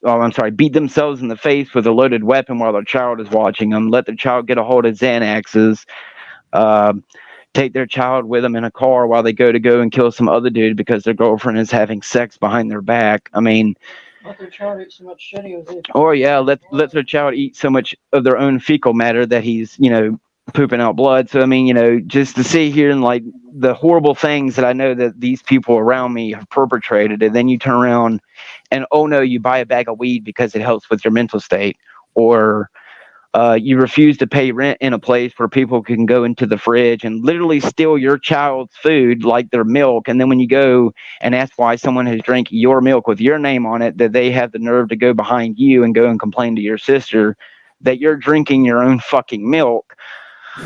So just me personally, I've learned, dude, that, like, I don't know you from a hole in the ground, Jeff, but I would consider you much more of a friend or a family member than I could a majority of almost anyone in my own family, just simply because I'll put it this way. You seem more Christian.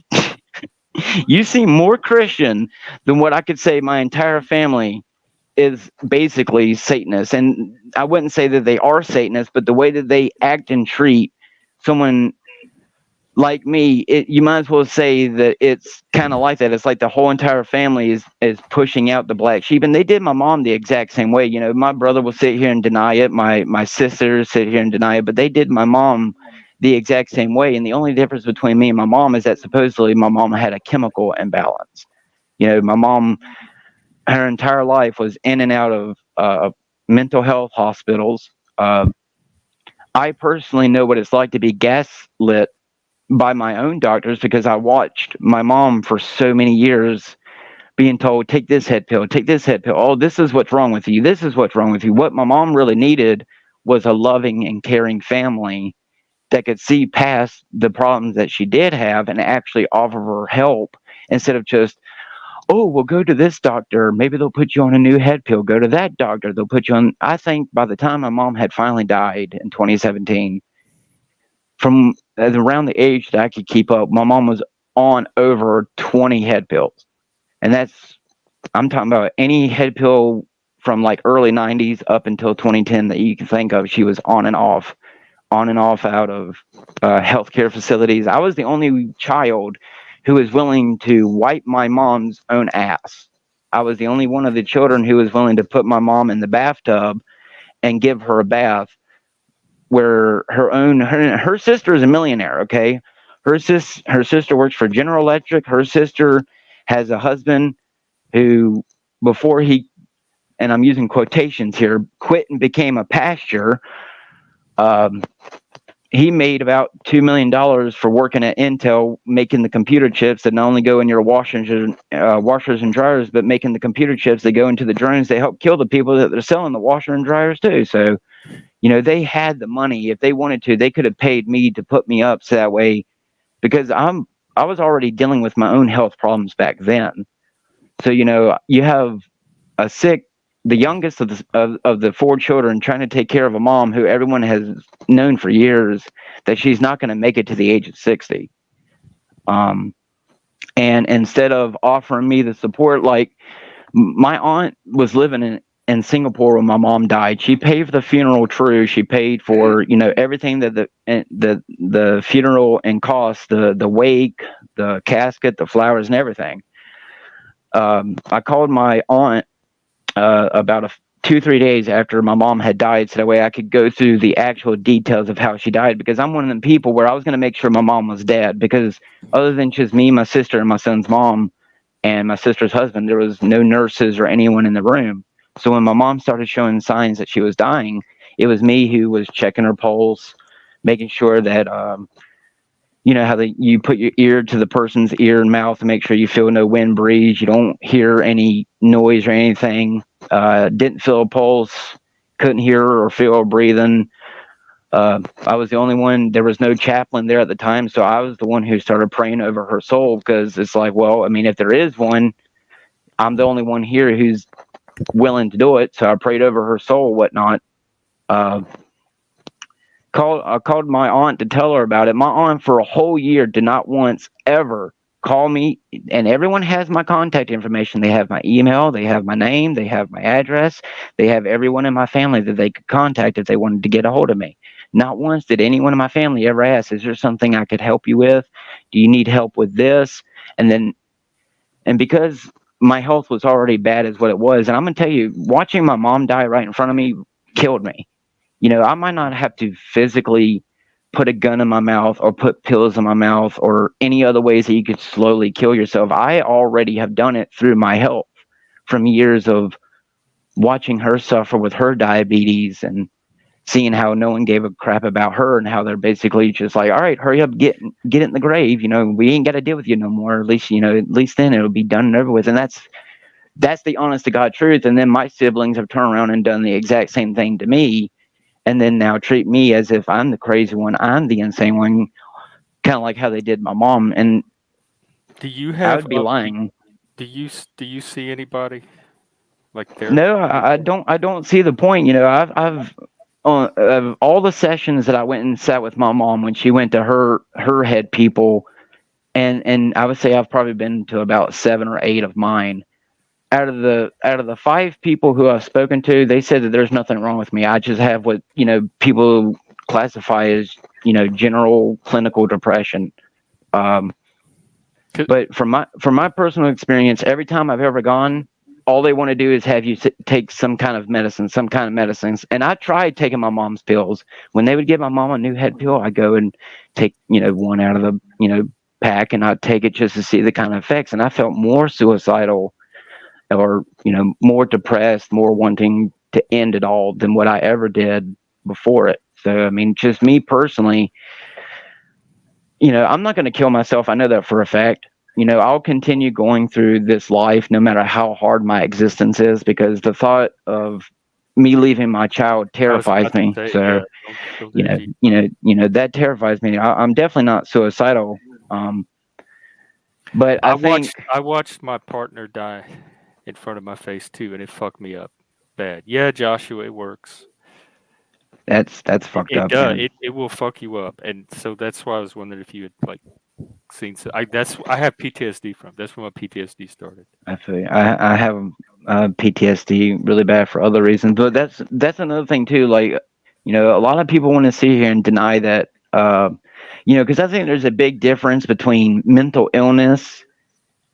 Because I would say my mom had paranoid schizophrenia pretty bad, and probably countless other things. And I wouldn't say I'm not a paranoid schizophrenic. I think I'm a normal paranoid kind of person. Like I smoke some weed, which it's legal here, so I'm not really worried about the weed thing. But I do believe that I did get some paranoid schizophrenia from my mom. But other than that, I think generally what I have is just normal life depression. Like for someone like you, Jeff, someone who doesn't believe in the afterlife, it's pretty easy because you're already dead set in a mindset of where, well, when I'm die, that's it. I don't have to worry about repercussions if I did bad in life, et cetera, et cetera. So for someone like me who is, that worry is always constantly in the back of my head. And I think that's one of the reasons why I haven't killed myself, because, there are plenty of people who have a child in their life or a wife or people who are counting on them and can, turn around and go and kill themselves, no problems. I think for me, it's both repercussions of, what if there is a creator out there and I go out there and kill myself? But, it really just comes down to, like with NeuroJack, I try to get someone like him to understand, he thinks that he can change Bible prophecy. And, the problem with my belief in my creator is that whatever he says that's going to happen, it's going to happen. You can go out here and try to change it all you want. If he says it's going to happen, it's going to happen. And I'm kind of applying that to my life because I'm not physically healthy right now. I've been having an infection grow in my throat that's clearly spread into my chest cavity and into my head. But, I've been fighting for a year to see a cancer doctor, and it took basically threatening to sue my doctor's office before she finally even got me recommendations to get into the cancer doctor. And I'm not saying that every single healthcare professional doesn't care about you, but I'm not lying when I'm sitting here and can tell you that probably 98% of people who work in the healthcare profession are only there for a paycheck.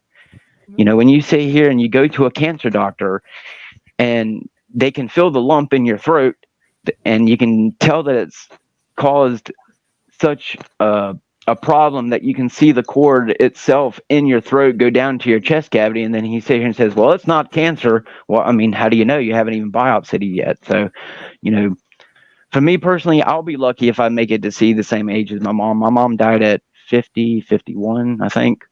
How old are you now, man? I'm 29, about to be 30 here in July, and I'm telling you, dude, I've been going to the same, because with my healthcare, if I'm being utmost in front about it, I only get my healthcare because I have diabetes. That's the only reason why I even get it in the first place, because I'm too unhealthy to work. You know, everyone says, well, there's some kind of job you can get. I mean, I know I can get a job sitting down and stuff like that, but because of what I have PTSD with, and Do you get like, disability? no, I have been fighting in it. Actually, my healthcare provider sent me a letter 2 or 3 months ago saying that you have a disease that we expect may take your life expectancy down to a certain age. We believe that we can cover you, and you know that whole debacle. You have to. I did originally. I had some law firm that covers people my age. You know, they cover younger disabled people. But like usual, you know, you had to fight for however. My mom fought for 7 years despite her constantness. Right? Yeah. You know, my mom was in and out of hospitals and had more than enough proof that she couldn't work an actual job, and you know, it took her 7 years to get it. So, to me, it's not that big of a deal. I know I need money, income, but you know, just trying to prove I think one of the biggest things that, you know, people are like, well, you're so young, there's no way that that's what's wrong with you right now. My diabetes is so bad that I can't feel my legs up to my kneecaps. Like, when I mean I can't feel them, like, it's like you take your foot and you stuck it inside of an extremely heavy wet sock. That's what my own bones feel like inside my skin. And then, you know, you go and you tell your doctor, hey, my neuropathy and diabetes and the nerve damage is so bad that you know, like right now I have 5 wounds on one leg that's been there for like 2 months now. And, you know, like with my medical transportation, the medical system, basically, unless you're rich, you're fucked anyway. Well, it's bare bones. It's very bare bones. I've worked in it. It's, you know, they sit here and, like with my doctor's office, they know that unless I'm walking, which I have walked the last 13 or 14 years of my life, because if I'm being completely truthful, I'm a poor person. I can't sit here and afford to pay out insurance for a car, keep a car payment, keep the car running, and then pay almost $600 or $700 in rent for an apartment where they don't even want to fix the fucking shit that's been wrong here before you got here. So, you know, I've walked my entire life, and that's what's kind of kept me healthy. You know, if I probably didn't walk the amount that I've walked in the last 12, 13, 14 years, I'd probably be overweight. I'd probably be well on into my COPD from smoking, because I've been smoking cigarettes and cigars since I was about 14 or 15, once I started, you know, sneaking them out of my parents' packs. You know, so I've been smoking a good part of my adult life, and the only thing I can think that has kept me so physically fit is the fact that if I had a guess on a given day, if I'm busy, I'll walk up to 10 miles a day.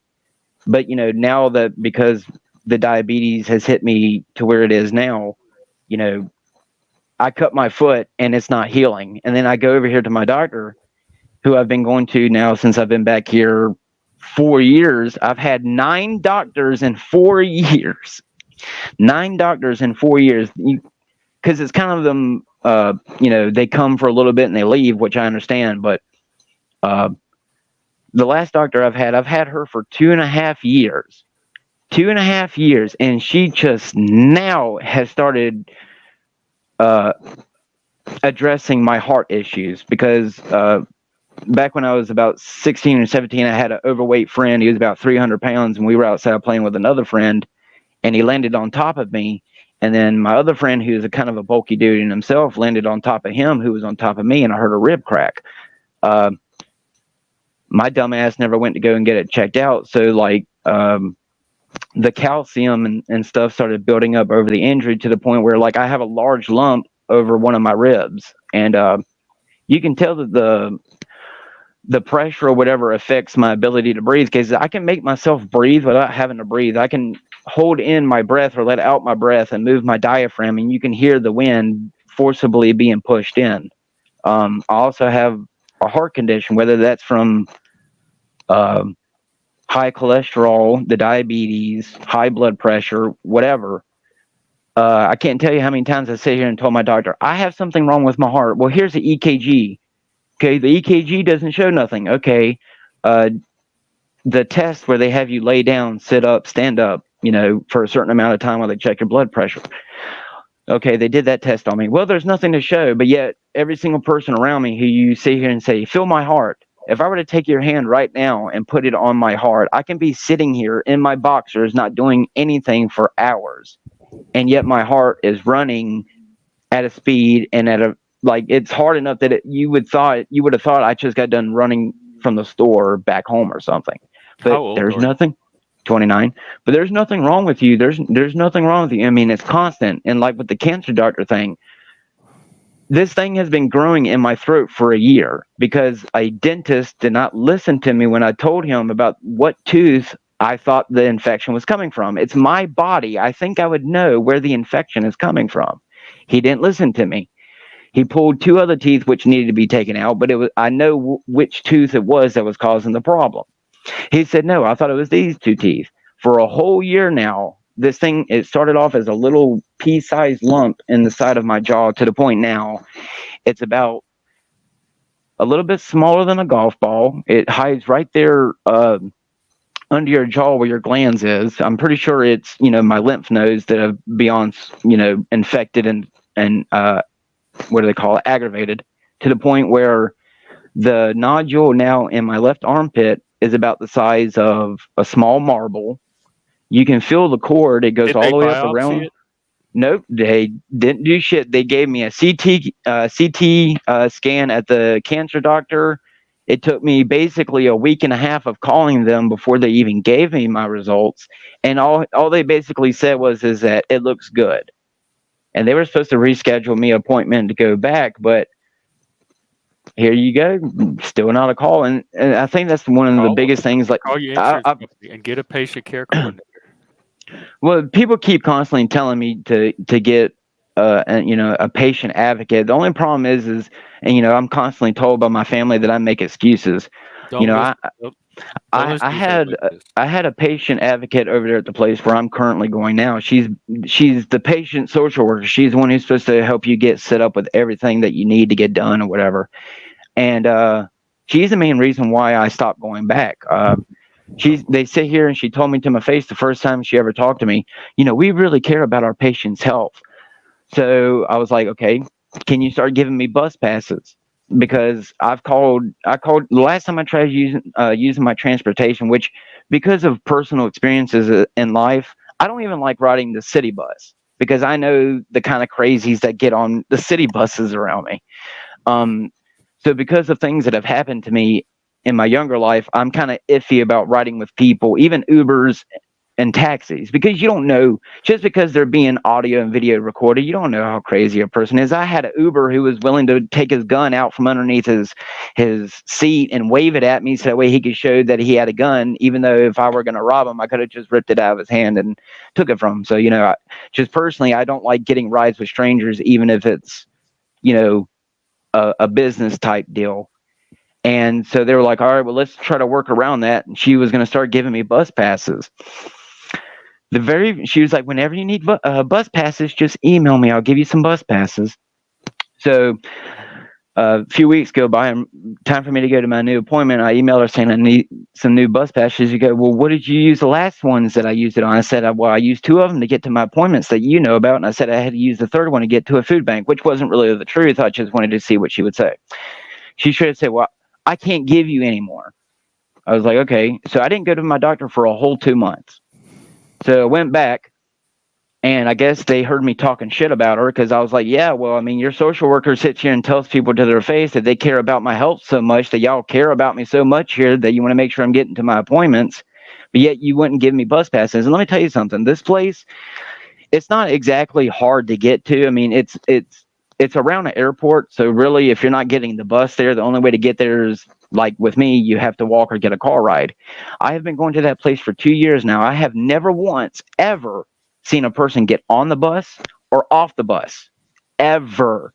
Any person who has ever walked into that doctor's office either comes in their own personal vehicle or is being brought in some type of Medicaid transportation. And the last time I went up there, I asked her, if y'all want me to start getting to these appointments, then you need to make sure it's in a way, because y'all get these bus passes for free. The last time I was in her office, she had a stack. If I had to guess with what was in that stack of bus passes, was well over 50 bus passes. Just And call the city and get set up with the medical transportation. I mean, that's what the cancer guy told me to do. I mean, he contacted me back in Then they'll, December. send a van to your house and pick you up. It's going to have to change because, I mean, there's only so much I can do on my own personal level because, right now I could not work a job. I have been through, it's hard enough for me to deal with the population in general, just simply because of the stuff that I have been through. It's much easier if I avoid everyone than if I have to deal with them, because it's not really them that I'm worried about. It's me, Yeah, I'm very good at, holding back anger and problems, but I know that there's going to come a day where, just like with what happened today, I was supposed to go and pick up a possession of mine from a friend's house, and apparently his ex-girlfriend kicked him out or something, and I didn't know about it, and then she threatened to call the cops on me because I'm up there asking where the fuck my possessions are and stuff, and then walking to and from, and you can't even walk down the street without an aggressive dog trying to attack you. And then when you pull out nunchucks or a knife and say, I'm going to kill this dog, the person wants to pull out their gun and say, well, I'm going to kill you, but yet you're the one not keeping your dog on a leash, or you got a lot going on. It's not easy, man. But I do have to admit, one thing that I seem, the difference between me and a lot of people that I see that get on these panels, a lot of these people seem to have their own personal agendas when they get on here to have discussions. Me personally, if there's something, if people are willing to give me time to get on here just to shoot the shit for a few minutes and get something off my chest or their chest, I'm all for it. Or like TML says, having an intellectual conversation about at least something important. That's why, like with me and NeuroJack, we kind of have that problem, because I'm sure a lot of the questions that he seems to ask are on topic with what a lot y'all are talking about at the time. But it seems to me like his mind is just so all over the place with his questions that by the time you get addressed to deeply address the first question he's asked, you're already wondering where the hell he's going with the second one, because it's a completely different contrast, compared to the first question. And that's what I'm saying. Like, it seems like a lot of people like NeuroJack to some extent. Have a personal agenda when they get on here. Me, I don't know. I never know what his agenda is because he never gets to. I keep asking him to. I personally know him, and I couldn't even begin to tell you really what his agenda is, because I can't agree with it. Like I said, someone like NeuroJack out there, come on and tell us what your agenda is. I think, and deep down, I agree with what he wants to do. Like he doesn't want to be one of them people who wants to just complain about the change. He wants to be part of the change. But like I've tried to get him to realize is that, you can't control millions or billions of brains, dude. You like Morpheus, you might be able to wake up a few, Thomas Andersons here and there, dude, but you're not going to sit here and be able to, as a human being with no supernatural ability, to shift the human consciousness in the direction because look how much they've had to do it. Well, you said you don't believe in programming, but if programming is a very real thing, I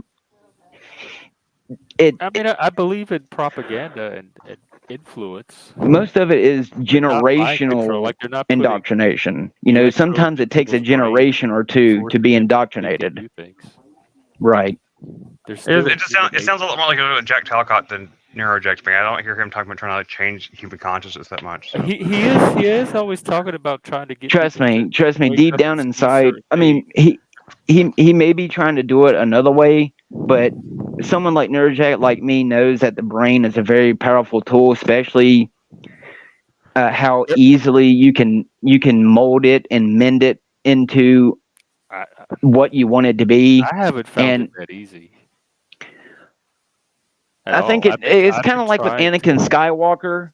I think it depends on how mentally inept you already are in life. Like for someone at me at 8, 9, 10 years old, I was questioning things that kids my age weren't even bothering with. They were still worried about, liking girls and cooties and, Pokemon and stuff like that. But, 9, 10, 11 years old, I was already questioning stuff about 9/11 when, people my age, suck the government's titty on their official narrative. So I think it really just depends already on how mentally you are built at a certain age to the point. Yeah, I keep saying that. Can you look at a individual piece of factors information and see involved through, that I can you think see through take into the account. right, the underlying of what's being put in front of you? And from what I've met people who are 2 times my age. Like I've met plenty of veterans, Vietnam veterans, Desert Storm veterans, and I've sat Raccoon, there real and asked quick. them. Keep y'all talk. I have to go pee real quick, but y'all talk. I'll be right All back. right, man. I've sat there and asked plenty of veterans about, at first I thank them for their service. Thank you for serving our country. I respect, even though I might not agree with, what you had to go out there and do, I respect, that you sacrificed your own existence to, quote unquote, give me freedoms, etc. But a lot of veterans do not believe the official story of 9/11. Recently, actually, when I was up there at that cancer appointment, I got to talk to a Vietnam veteran. He was one of the older of the generation. You can tell he's about to croak. He ain't gonna be around much more longer. But he straight up told me I don't believe the official narrative of what they had told us about 9/11. Then I sit here and talk people who are my age now. Weren't even the same age around that I was when 9/11 happened, and yet they sit right here. Oh yeah, 12 men with box cutters managed to take over not 1, not 2, but 3 or 4 planes, and et cetera, et cetera. And it's just, I think it really depends on already your ability to process information. That's why I like World War Z's take on it when they get to Jerusalem and they meet what's his name or whatever, and he's talking about the 10th or 11th man. And that's the kind of viewpoint that I apply to a lot of things in my life, where the 10 other me's look at the exact same information, and it's the duty of the real me, the real me, to be able to look at that information and decide on whether or not, no matter what the information is, on should I act if it's real or not. Kind of like how they did with the whole zombie situation. And that's what I apply to everything. When I sat here and I started investigating 9/11 at the age that I was, to be able to sit here, and the fact that they were actually able to convince an entire generation, especially my generation and kind of around my dad's generation, that this 100% is the truth and that there is absolutely no other way it can be questioned. And I'm seeing that with everything that's happened in the last few years, everything that they're putting out in the media, the small things that they're wanting to keep hid. It seems like, they're keeping us so distracted, dude, that by the time that the problem is upon us, by the time it's already smacked us in our face, we've been so occupied with the Kardashians, and it's the same thing with Trump. I think the funniest thing I've always keep hearing about people who are older than me is that they really believe in the voting system.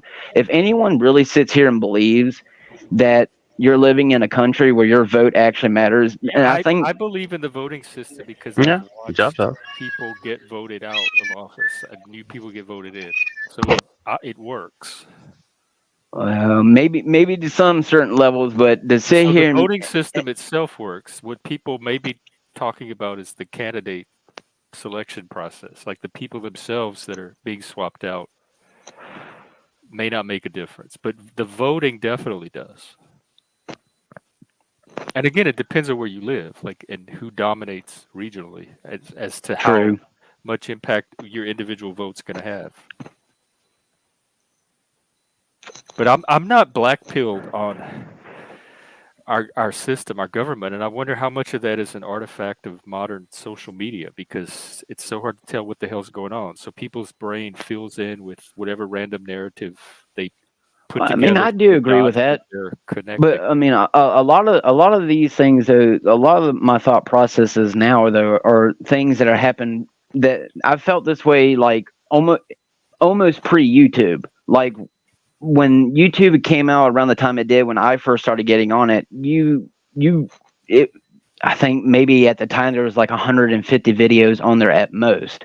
So by the time I had access to YouTube, you could look up 9/11 conspiracy videos and you would get the actual conspiracy videos, the 2 or 3 hour long documentaries about,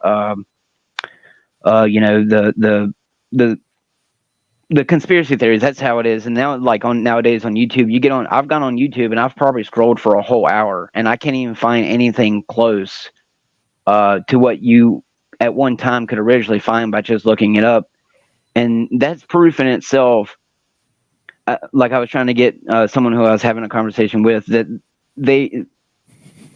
whether it's the algorithm or it's them themselves going in and censoring the information that has always been available. I mean, I can understand where y'all saying is because of social media, but a majority of a lot of the stuff that I believe in was MySpace time. I mean, back before it was Facebook, for me, it was MySpace.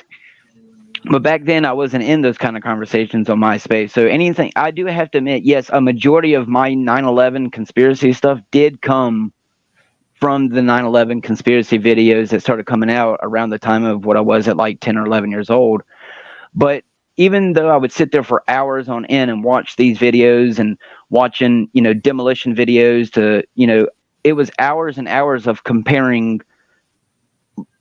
actual research that kept me on the path of, the conspiracy side of it, because part of it is knowing how to discern credible sources, and I think that's I think it really comes down to, Jeff, do you believe that the government is willing to sacrifice their own people in order to be able to propagate a new world order? Because it all leads down to everything they're doing is trying to bring about the new world order. Whether or not you believe in Antichrist, they do. I don't believe that. I don't believe the government, like you talking about the United States government, our congressmen and I'm talking about the government as a whole. Every single level to the government is corrupt, no matter how small it is. It's all being controlled by the biggest pieces. Who's controlling it? I mean, you call them who you want: Satanic Elite, Bilderberg, Illuminati. I mean, they go by many names. Yeah, I don't believe in that. Hey, Jack, Jack, we're talking about you. Come up.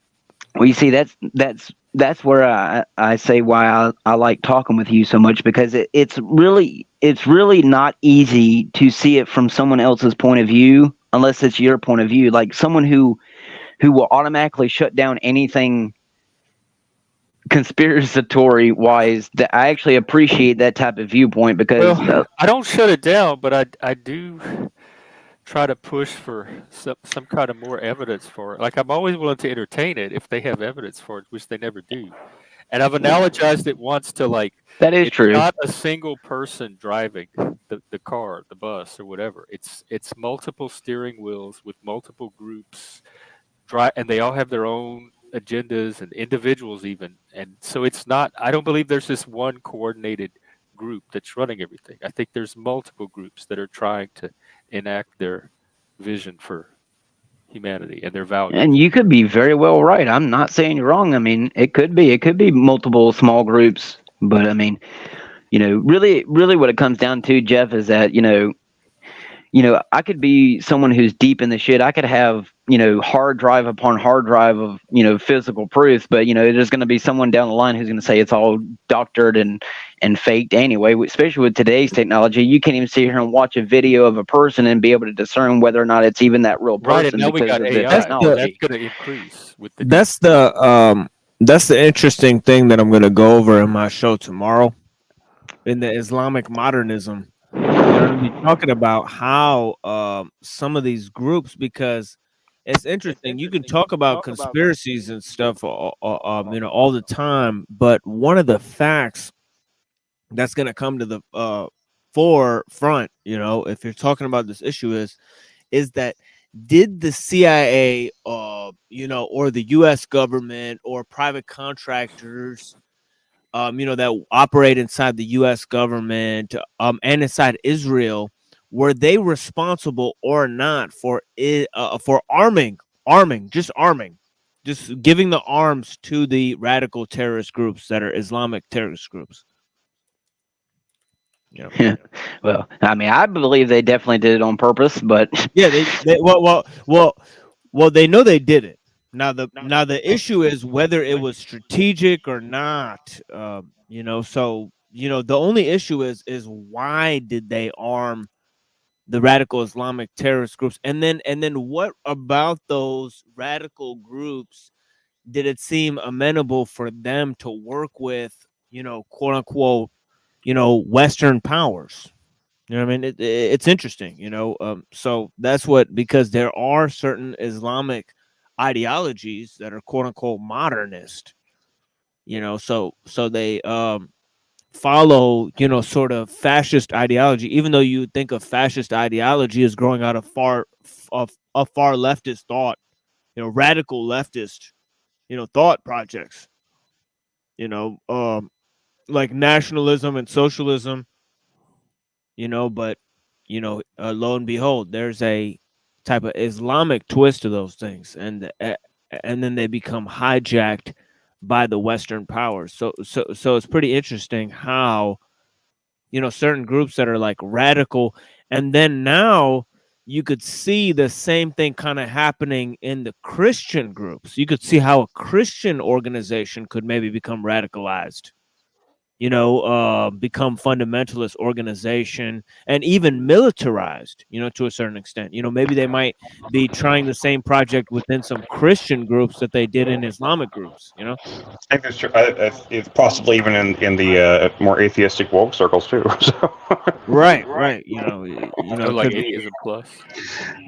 Yeah, they got like just like Antifa or something like that. Yeah, I mean, that's what I meant. Yeah, like Antifa's like that, like they seem to like me militarizing themselves to a degree. Like, Yeah, something like that. Yeah. there's it didn't seem like whenever I was growing up, I don't remember there being like a radical aspect of it. Didn't seem like, at least I wasn't aware of there being a radical aspect of Like in the every little bigger subculture. cities, there were like fringe elements in the very big cities, but outside of that, there really wasn't. Yeah. Now you see it. You see it on the news. You see these radical elements of every little like subgroup of society. It doesn't seem like there's one that doesn't have one. Really, Part of that's the internet. It's a bit like maybe Discordians. I don't know. people. It's easier to radicalize now through the internet because everybody has access to it. You don't have to go to a big city to get radicalized. That's true. that or they're making every single possible way of. I had an interesting conversation with someone a few years ago about martial law. It was around the time that I had turned 18, because now they automatically register you for the selective service. You don't have to go in person no more. Oh, well, that's convenient. And because I remember it caused a big fight between me and my dad, because my dad thought I was going to get in trouble for not doing it, but went to the post office or whatever, walked in, I'm here to register, and the guy's like, are you 18 yet? I was like, yeah. And he's like, well, you automatically register on the day you turn 18. And I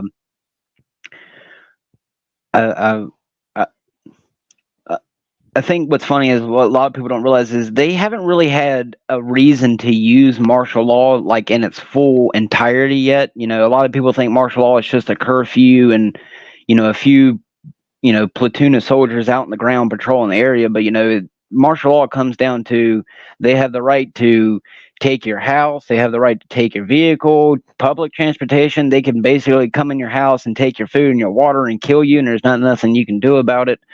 But and it's like with this, like they haven't done that in my entire lifetime. It seems a little paranoid to think that the government's just waiting to do that to people.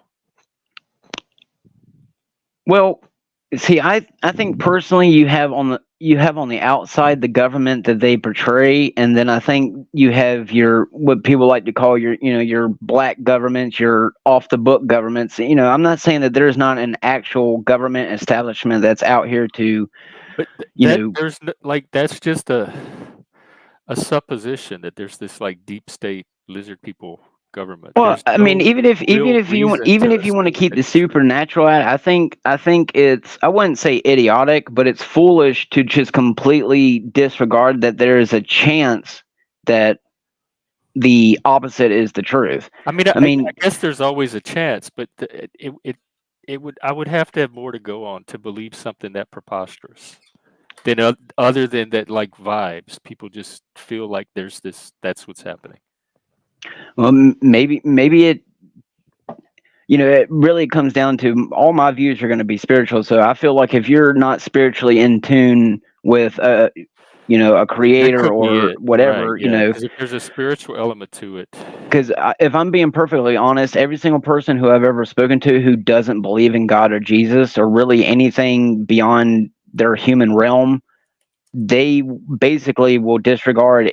And whether you want to call it conspiracy theory or not, as much as I want to believe in conspiracy theories, there are a lot of conspiracy theories that I have just disregarded, because even I myself, some of the conspiracy theories like Hollow Earth and et cetera, et cetera. Some of them just, I'm not saying there's not a possibility, et cetera. Like with you, with what you say about proof. Like for example, whether you believe in flat Earth or globe Earth, no matter how much NASA I goes and believe shows me so. videos of spacewalks or people being in the ISS, I'm never going to believe that you're actually up there. One, because we're never going to actually be able to ever go up there. You can go and get in a plane, but even a B-2 bomber doesn't go as high as what they so claim the ISS goes. So, I mean, I've talked to a few people who have piloted in the military, and every single one of them tell me, they don't say it's flat, but they definitely say that, what we believe is not exactly the whole entire truth. But really it comes down to is, as people like me, people like you, anyone on this panel, we're not going to ever get the deep true knowledge. If there's anything more than just we're actually on a ball out here flying through space, there's no creator, unfortunately there's never going to be any proof, because every single one of us are going to die right here on the planet. We're not going to be like Elon and them, who wants to go and apparently terraform Mars and start moving people to another planet, if that's even possible. People like us won't live to see it. But for people like me who believe that there is a grand plan, whether you I want to just say it's think good versus I, evil. I just think it's obvious, just if you see the type of media that's produced. Like, how come if you see like a channel, like the more subscribers they have, like the weirder like the person looks, the more and more Oh like yeah. starts to look like a fucking alien, like nobody you've ever talked to before. Like they're like, talking like this. Oh, I pointed that out. It's the And same their thing with videos my own are YouTube. cutting Chris, there might be rapid. something to learn from that. There's rapid editing in their videos, like to where everything seems like it's an edit or like a scene. You know what I mean? To where like the higher up you go, it's like the faker it is. To where like you start to think like, There, why is it Seriously. Well, just it's like Mr. Beast. You sit there and take someone like Mr. Beast. Now, I heard that he was already rich before he became famous or whatever. But not my Yeah. understanding. My understanding is that he was pretty he started out okay. pretty humble beginnings, but still, but nonetheless, yeah. But the longer it's gone on, like he has like a weird look to him now. I But have it to admit, gives he you Yeah, a I is. mean, creepy feeling of this plastic Mhm. world and a concerted unreality. You know what I mean? It's like, oh shit, like there's actually like, well, that was something else that me and someone else discussed the other day about virtual reality. I myself, I haven't gotten a chance to ever touch a virtual reality set. Like with everyone knows I love Resident Evil. I would love to play Resident Evil in virtual reality, but I can personally attest to the fact that if I had a virtual reality headset right now, I would much rather live in that virtual reality than I would ever come back to the real world, so to speak.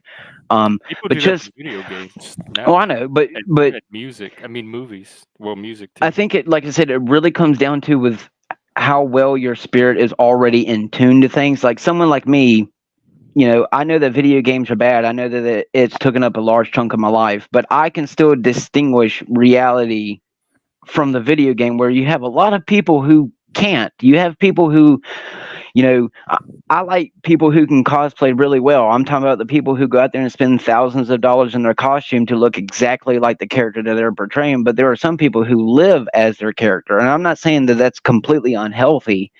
But when you start to get a society into the fact, look, you want to cut off your ganglion and become a female or vice versa, that's on you. But to sit here and to, whether it's a minute minority of the group or a whole, sitting here trying to convince people that you have to live by their fantasy, which is, I'm sorry, no matter what you say about it, is a fantasy.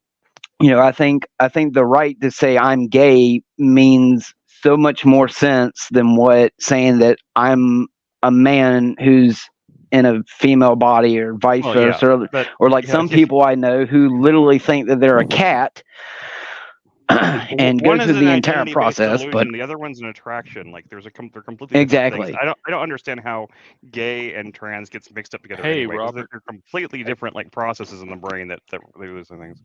But hey, Robert. just going through comments on things like Facebook, like you go through, like you're just scrolling through, and then like you'll see something about a transgender person or something, and you start scrolling through the comments, and then you start seeing the people who are a part of that community, and then they sit here and say things. I'm talking about some of the most god awful things you can sit here and say about it. Like, I've had people talk crap about my own child. They will literally sit there, get on your profile, stalk through your years and years and years worth of meme sharing. Because they're trying to find your vulnerable spots. I know, but yeah, they'll sit there and they pull out a picture of your child and they screenshot it, and then they post it on there. And I've never been doxxed before, but they post a picture of me and my child together, and then they say all these horrible things. And then when you start going through the pictures, there's people wearing diapers, acting like babies. And then you go through a few of their profile friends. Okay, this one's literally dressed like a baby. And then you go through, and then they start wearing the dog masks.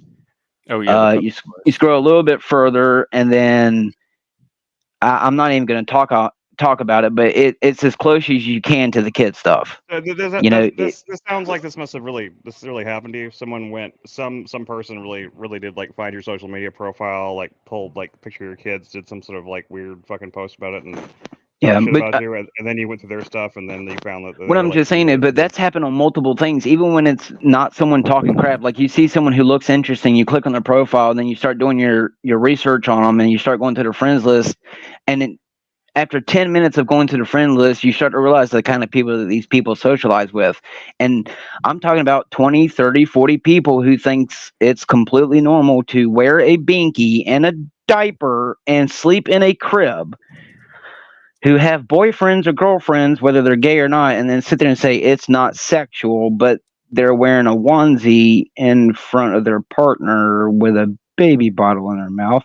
But then, I think it's weird too. But then again, people can do what they want. But that's what I'm saying. But there's a difference between what you want to do behind closed door and then turn around, and then now you're basically saying, I've had people who told me my child should be raped and killed, or should be kidnapped from me because what I said is wrong, because I'm not willing to go along with whatever their desires or fantasy is. And when you're living in a world today where even if you're not Christian, let's say you're an atheist and you think it's wrong for a man to change his outside appearance to become a woman, and even people who don't share a Christian value are being, it's not necessarily doxxed, but I mean, they're being harassed, they're being stalked, they're being threatened.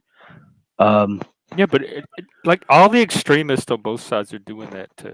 Well, that is true. I mean, that is true, and that's one thing that I found, that a lot of Christians have a hard time taking criticism. I'm not one of them people, because I know I'm not a perfect Christian.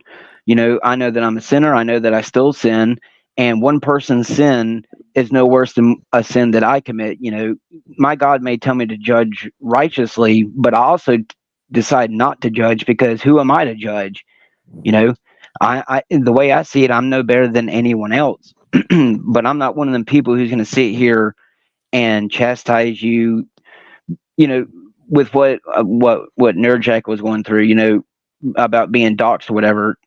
If you can't even sit here and have a different opinion than any other human being, if it's not causing harm upon them, what kind of society do you have? Do you think that society is going to get any better? It's not. The way that even just Western society. I'm only 29 years old. I have been living in America that entire 29 years, and America is screwed. I don't think we're screwed. We're screwed. If the closest I've ever seen us come to screwed was 4 years under Donald Trump, and we survived that. And if anything, it increased my faith in America. Well, we're resilient. I think we're resourceful. We're industrious. We have. I'm talking about like just ingenuity. Society, the way that it's been constructed in the last 50 or 60 years, is not going to continue. And if it does continue, it's going to be a whole new transhumanism. Yeah, but I don't. The transhumanists got to be tracked everywhere. So like, there's such a small fringe minority. They're not going to be having. But if you're paying attention to what the World Economic Forum people are pushing, you know, you're going to have to go along with what they're wanting. You know, no, you're not. Yeah, they do. Yeah, you will. If it comes down to the point where they say that you have to be tracked, corporations through ESG and stuff like that, and it's blowing up in their face. I don't know why people are worried about the WEF. They still, they may have plans, but they still have to pull them off. It'll come down to this, you know, because of my standpoint of my, if you want to call it religion. If I get to make it to the age of 60, if I'm not killed by some natural cause or natural death or sickness, you know, if I live to 60 and the Book of Revelation probably hasn't happened, I would say that my faith would be gone, because I do believe that what is supposed to happen with the Antichrist and the New World Order is going to happen in my lifetime. And that's really a lot of the stuff that I base my viewpoints on. Is, you know, I'm not out here to try to convince you or this person or any other person of what I'm speaking on as truth. It's just, if it doesn't happen by the year 2030, 2035, 2040, by the time my son's hitting about the age I am now, 30, 35, then, you know, I don't want to say that everything I've ever said is pointless, because even if it doesn't come true, I think a lot of the times when I talk to people, they're like, you know, your ramblings just go on. They really don't have a point. And to some extent, I'm not afraid to admit that. But there have been times where, you know, I can sit here and have a quick conversation on the bus with someone 10, 15, 20 minutes. And, you know, the conversation has gone on the entire time until I've gotten off the bus and transferred onto the bus, you know. So, I mean, I've sat here and have conversations from people anywhere from my age up until the age of 70 or 80 years old. And I've always been told one thing, you know, when I talk to a majority of people, is that I see a lot of the things in the world, maybe not for how they really are. And even if I'm 100% wrong on them, at least there's one thing that I know that I can point out to people, is that even if you don't believe in God or Jesus, if you don't believe in a new world order, you know, an elite group of people, et cetera, any of the points that I bring up, always take it, like I said about with the dude from World War Z, about the 10 or 11th man rule, where, you know, you look at the information in several different ways, you know, but let the decision you make about that information you received, whether you want to take it to heart, whether it's true or not. And I would say that a majority of what I consider conspiracy theories, if you discard even 90% of them, the main ones that are definitely true is that there is, for sure, now whether or not you want to say it's reptilians or satanic or whatever, there is, whether you want to call it a large group or a small set of groups of people who do, they might not have 100% control of their matrix, because let's face it, you can't control, even if there really isn't 8 billion people on here, which is why they wanted to depopulate the people to 500 million, but we won't get on that subject. You can't control all the variables in your simulation, which is why I don't believe there's a single group. Even a WF is just one group of many. If that's the one you're worried about, we're not united enough to have a global. I mean, we're not, but I mean, if you want to, if you like me believe that there is an ancient bloodline of people who have been control the world, for quite some time now, like whether you want to call them the Rothschilds, Bilderbergs. I mean, there's for sure whether it's a family or several families, there's people in this world, like I said, they might not have complete and total control of every variable, but they are shaping the world. They're not controlling my life. No, deep down on a individual level, they have no real control over you. But all they, because I mean, every single day people are born. That's why I said it's a generational indoctrination. You know, you can have people born like people in my dad's time. People, my dad was born in 1963. You know, he's going on in his 60s. People like my dad, his viewpoints, he knows that when the mark of the beast comes, he knows not to take it. But then there are plenty of people from his who are the exact same age as him, who I know for a fact that even though they supposedly believe in the Bible, the second that the mark of the beast comes, they're going to take it. Because why? They're afraid to lose their lifestyle. They're afraid to lose their $200, $300 wine bottles they drink on every single night. Because, you know, when you can look at certain people and be able to tell the kind of people they are, it was enough for me to be able to, almost every single person in my life who sits here and says, well, I know when the Antichrist will come and I know not to take the mark of the beast. You literally name out 4 or 5 attributes that the Antichrist comes and goes, well, that sounds like Donald Trump, or, you know, etc. Which I know someone who literally thought that the savior of mankind was Donald Trump. So, yeah, you know. I remember those memes. Trump. Oh, are you one of them?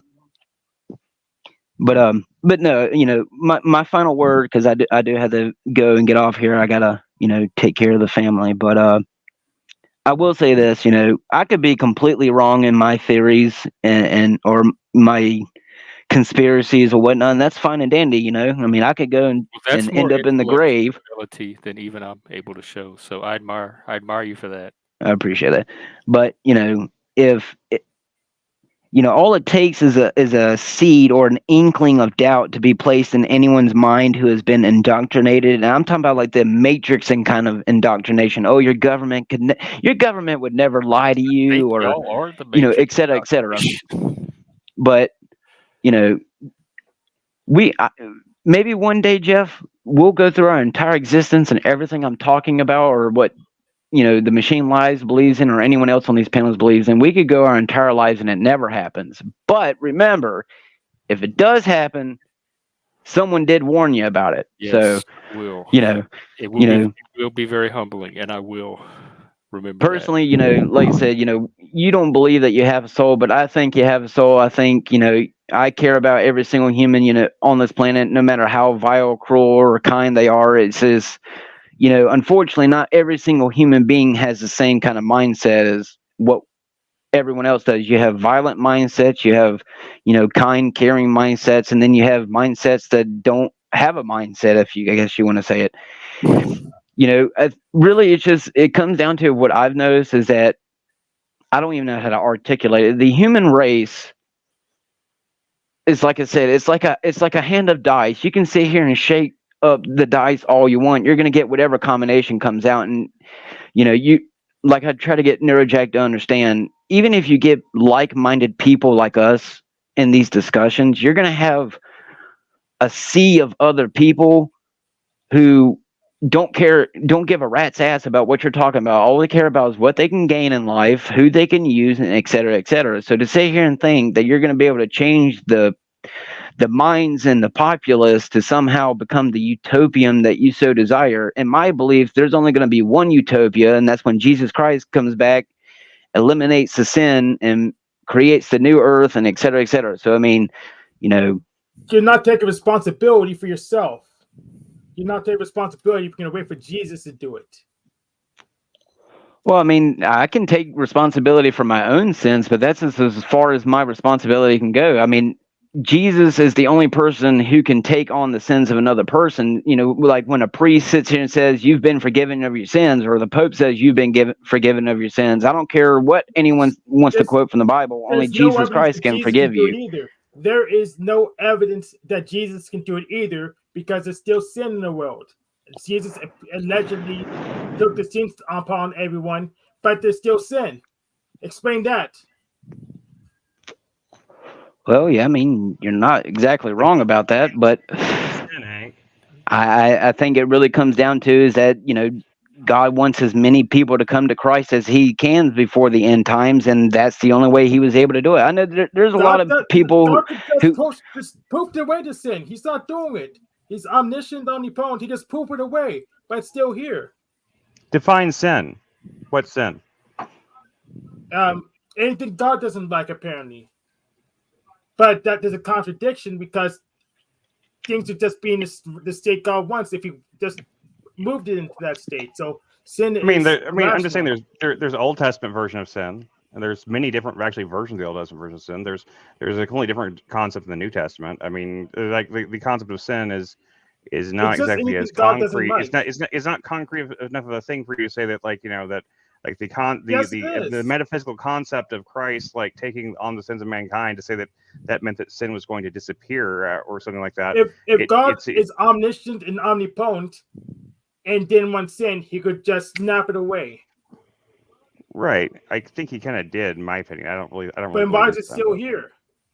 I don't, because I don't think it is. I don't think sin exists. I think sin was a demiurgical thing. It was a violation of the covenant in the demiurge times. So why is loss and saying that there's sin still here? Yeah, I know. Like he believes different things than me, but yeah, that's okay. Okay, we believe different things. Anyway, I'm just curious. NeuroJack, what is your agenda? I was curious how you define sin, Hank. That's all. Anyway, yeah, NeuroJack.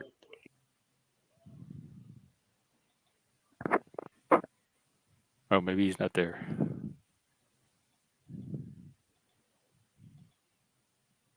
Nope. that was funny. Well, we can talk about sin then. Yes. Yeah, I don't believe it's. I don't have a concept of sin. So is it specifically Christian or is it Abrahamist? I think sin's just a form of emotivism. So it's just yay boo thing, but when it's applied to God, the Abrahamic God, we call it sin. It's just emotivism. I think my trigonometry book in math told me that sin was one angle of a triangle. So that's on sign. Yes. Well, there's sin and there's a sign of a triangle. There's also sin. Can you guys hear me okay or no? Yeah, can you hear us? Yeah, I'm happy to answer the question, but I want Machine's take on everything that's being said first. Because I'm not gonna let you. I'm not gonna let you weasel out today. There's too many. No, I'm not gonna weasel out. I'll say what I want, but I just want him to get a word in before I do that because the sin.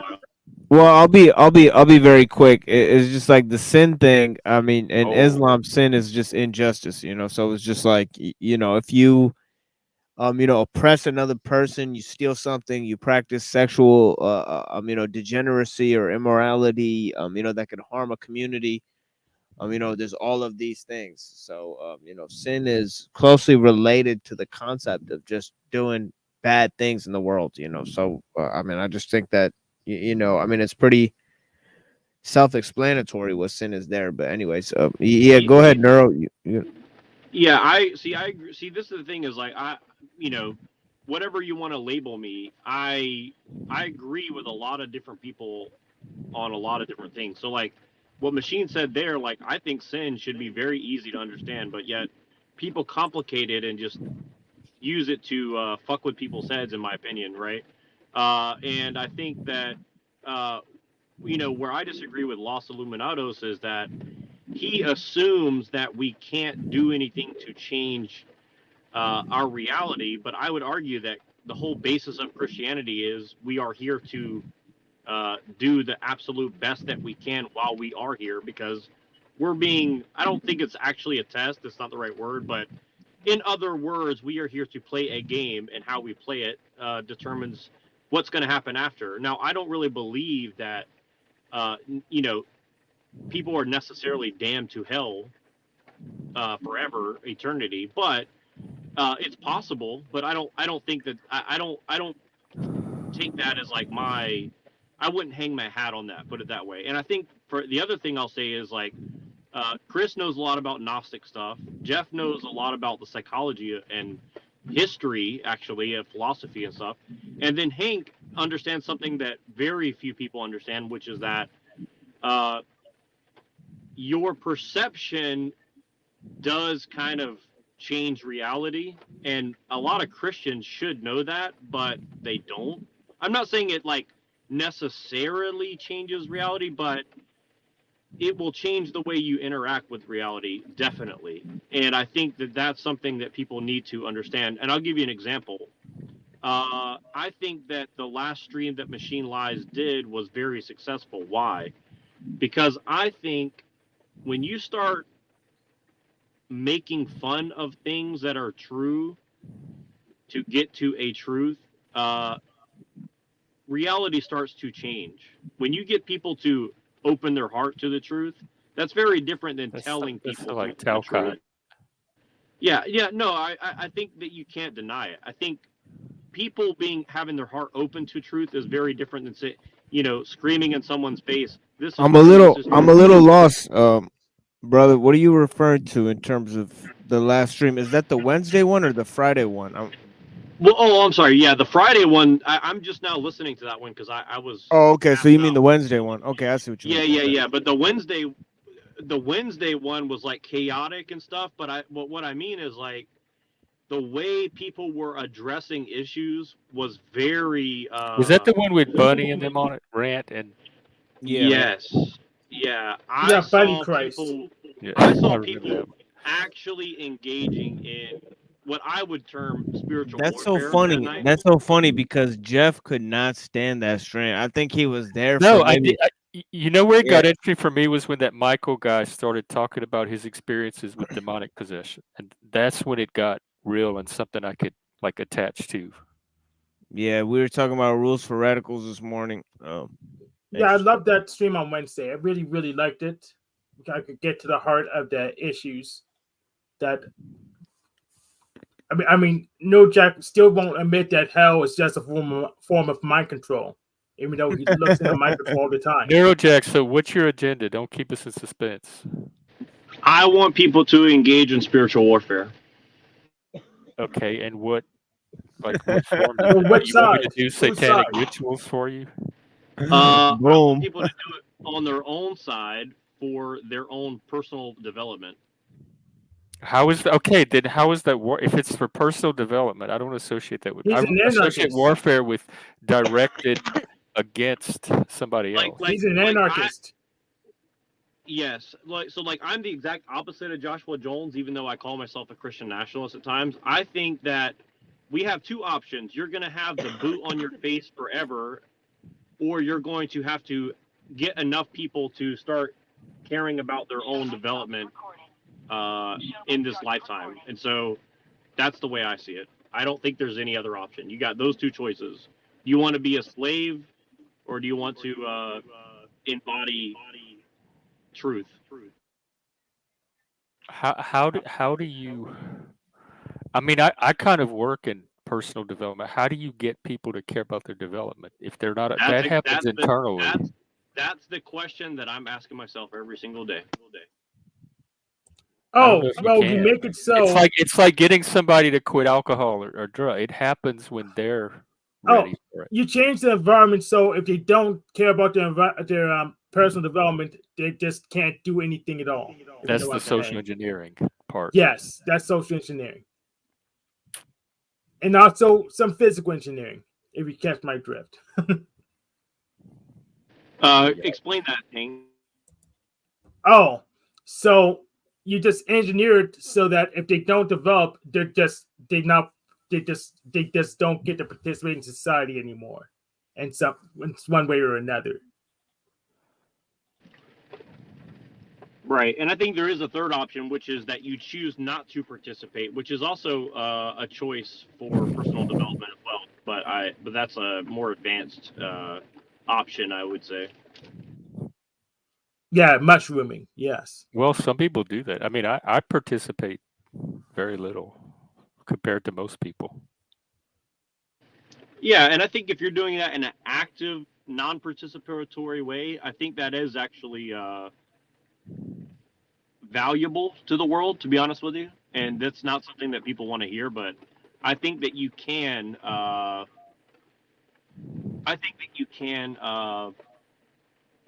justify active non-participation. I mean, I vote and I pay taxes, if you consider that participation. But other than that, I do my own thing. I'm thinking more of a Taoist way, which is a little bit harder to explain. But yeah, I know. I get what you're saying. I know the Tao of Pooh. Something interesting is I've noticed that with people like you, Jeff, we can sit down and have conversations like this with you, even if your viewpoints or your AKA faith is in nothing. People like you, we can actually sit down and have these conversations with you, where there are some people who are like I know who don't believe in God or Jesus, and the second you even try to have a conversation about anything, it's immediate. I don't care. Shut up. Talk about something else, or I don't want to hear it. That's one of the biggest things I have found is hard to do with the individual, is that it really just depends on how open they are to any other ideas than what they've already been living. And that's what I'm saying with you, it's unique because you'll sit down and you can have a conversation with anyone on this panel just about anything. People And fascinate me. You'll sit down and actually be fake and how they right. believe. You're interactive with a conversation, whether or not you're actually here for personal enlightenment or learning.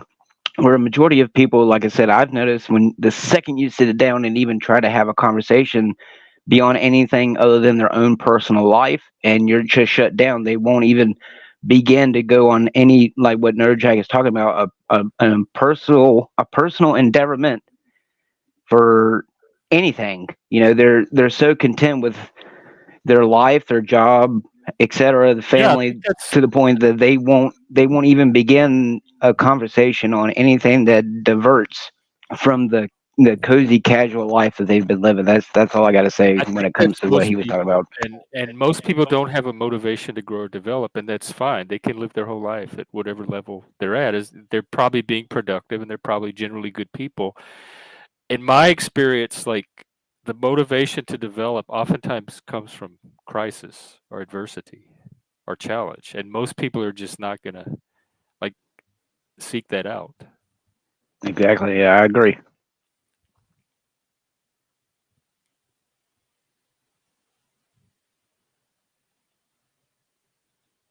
Okay. Okay. Well, next topic. We got. I thought NeuroJack and I would have another long, drawn out, all around the world discussion. I don't know. Well, we can. No, I mean, I agree with you, and I think I even kind of understand. I don't understand why you call personal development warfare, but I kind of understand your agenda now. It's not that because he's an anarchist. Except for the spiritual warfare part. Yeah, anarchist, but also like on a spiritual level, like I think that we're always under attack, and most of the attack is actually self-sabotage. Like for the most part. Woo stuff, not physical attack, but woo stuff. People getting their own way, probably. Well, Hank would call it egregores. I would say that it's probably a little more complicated than that, but something like that. I would call it egregores, but also, I would call it egregores, but also people getting their own way as well. Well, I understand what you mean by it's people getting their own way. I don't understand what you mean by that. Oh, a lot of people say they want to do stuff. I mean, if you saw Officer Snaps a little bit, he'll demonstrate in like 15 seconds. But people will say do this and do that, but won't get off their own ass and just do the thing. And it's getting their own way because they can't follow through on anything. And getting in their own way. Is it like I think I misunderstood what you said. I thought you said getting their own way. Okay. You're but saying they're not getting out of their own way. Getting out of their own way. Okay, yeah. Okay, that makes sense. That makes perfect sense. I was confused. I thought you were saying that it meant they were getting their own way, and I was like, that doesn't. I don't understand what that means. But now I understand what you mean. Yeah, I got you. Yeah. So instead of just getting off their ass and doing stuff themselves, they're running around hollering and jeering and telling other people to do stuff, even though even their own power. Just ignore them. Yeah, faith that works, right? So. The majority of the billionaires, we get it. Well, not just the billionaires, probably you too. It's me. I don't know about that. Don't nobody do anything I suggest. I'm not doing enough, to be honest. Telling people what to do. Yeah. Yeah, telling people what to do when they can just do it themselves. And then when you ask them, hey, well, you could do this yourself right now, and they say, well, no, I can't do it now, even though it's completely under their authority, under their power. They have an excuse to say, well, I can't do it, but other people should do this instead, and that's ridiculous. Like if I told you to use Linux and I was still running Windows, it would be fair to ask me why I'm not using Linux. Well, what if I dual boot though? Then that's good enough. You're running Linux. But if I was running Windows and telling you to run Linux, that doesn't make any sense. I know, man. I was just making a joke. That was just a joke. I know a joke. You don't have to explain it. Okay. What if I'm running Linux but from within a virtual machine within Windows?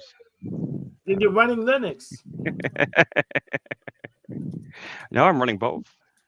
Yes. I'm a dualist after all. So I mean, I am a dualist. So you know. That makes sense. I'm just joking. I mean, I am. That is true to a degree. I guess I wasn't really thinking, but I know exactly what you're saying. Like you're saying, like hypocrisy. Though. You're saying hypocrisy. Yeah, like, hypocrisy. Yeah. You know, people preach one thing and they do another. Yeah, they talk all. Yeah. We have.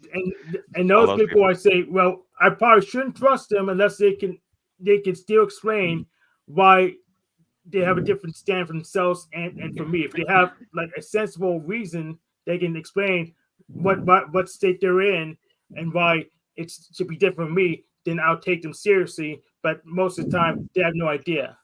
And they throw it down to say an insult instead. See, Hank, I'll tell you my biggest criticism of you, and then I want you to explain your biggest criticism of everybody else. My biggest criticism of Hank is this. I think that he thinks that he can find the perfect system without trial and error. I think that trial and error is the only way you'll find perfection. But I would be curious to see what Hank thinks everybody's missing about desire specifically in all these conversations.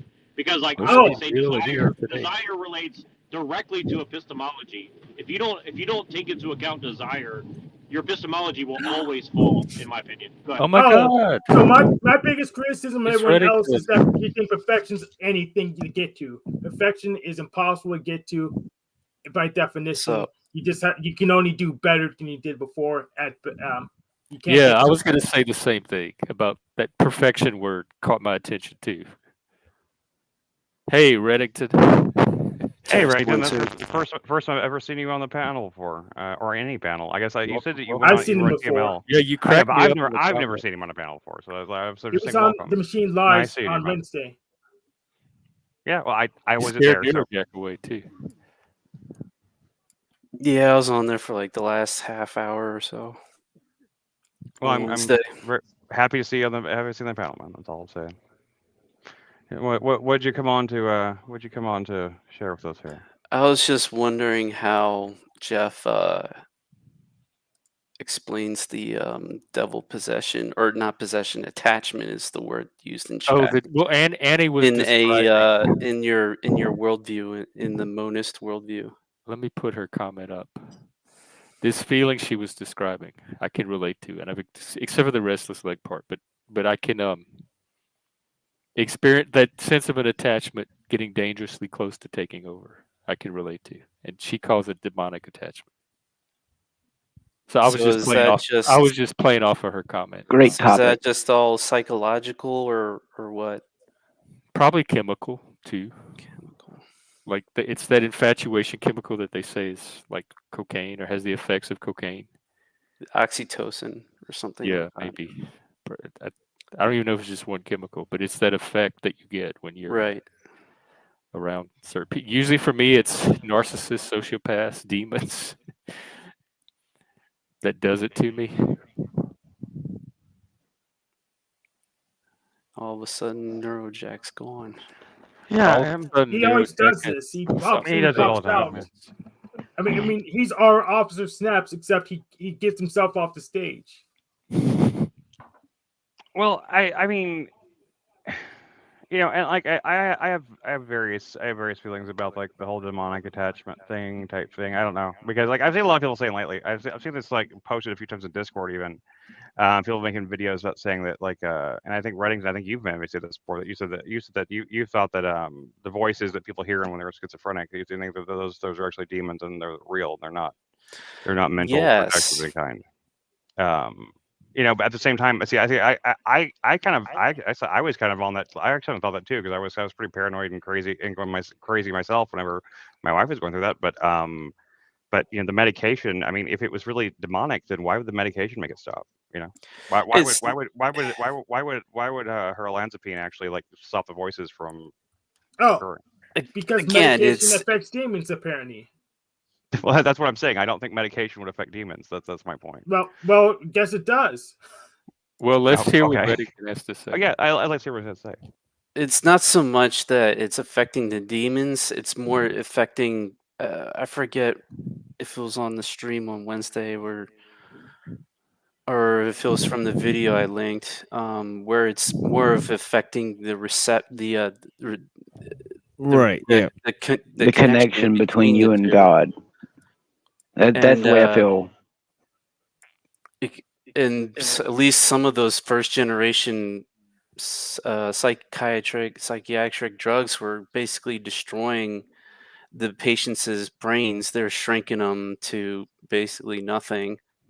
So it was more affecting the patient than the demons. It's like to the point where I guess the demons were like, there's nothing we can really feed on anymore, so they just go away or something. So you're a supernaturalist or a You dualist? could say it like that, I guess. I mean, at least dualist. I don't. Yeah, I mean, I don't believe. How to describe it? Frank. I mean, I believe there is some kind of being that created this place. But I mean, it's basically sort of like Gnosticism, but I don't really believe there's like an overarching benevolent God out there that created the demiurge. It's I don't. It's what can you do with that?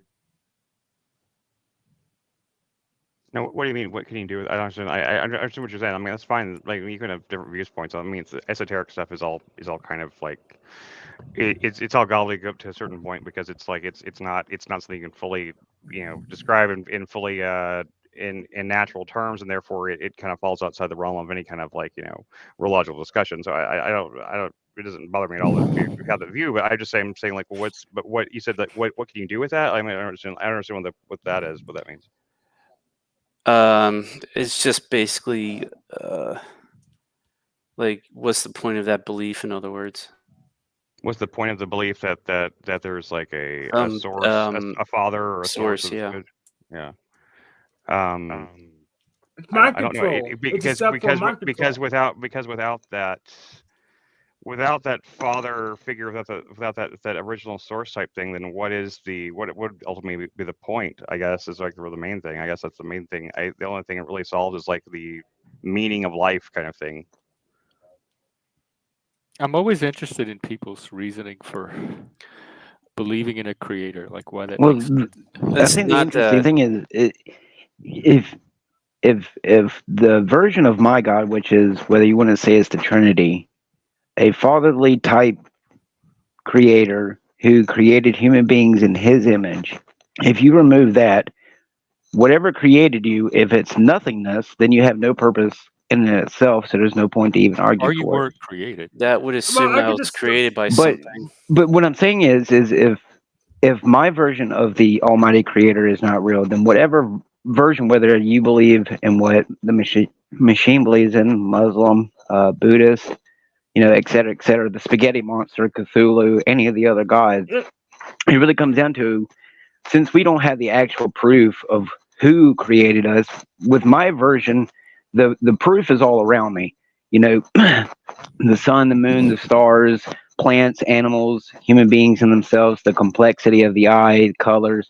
For me, when I look around, my creator had be extremely intelligent to the point that he knew that we needed oxygen. Every fabric of the reality around us had to have such an intricate and delicate but yet precise ability to mend the very fabric of even vibrations, sounds, light frequencies, to the point that the stuff that Tesla was on the verge of letting everyone know is true.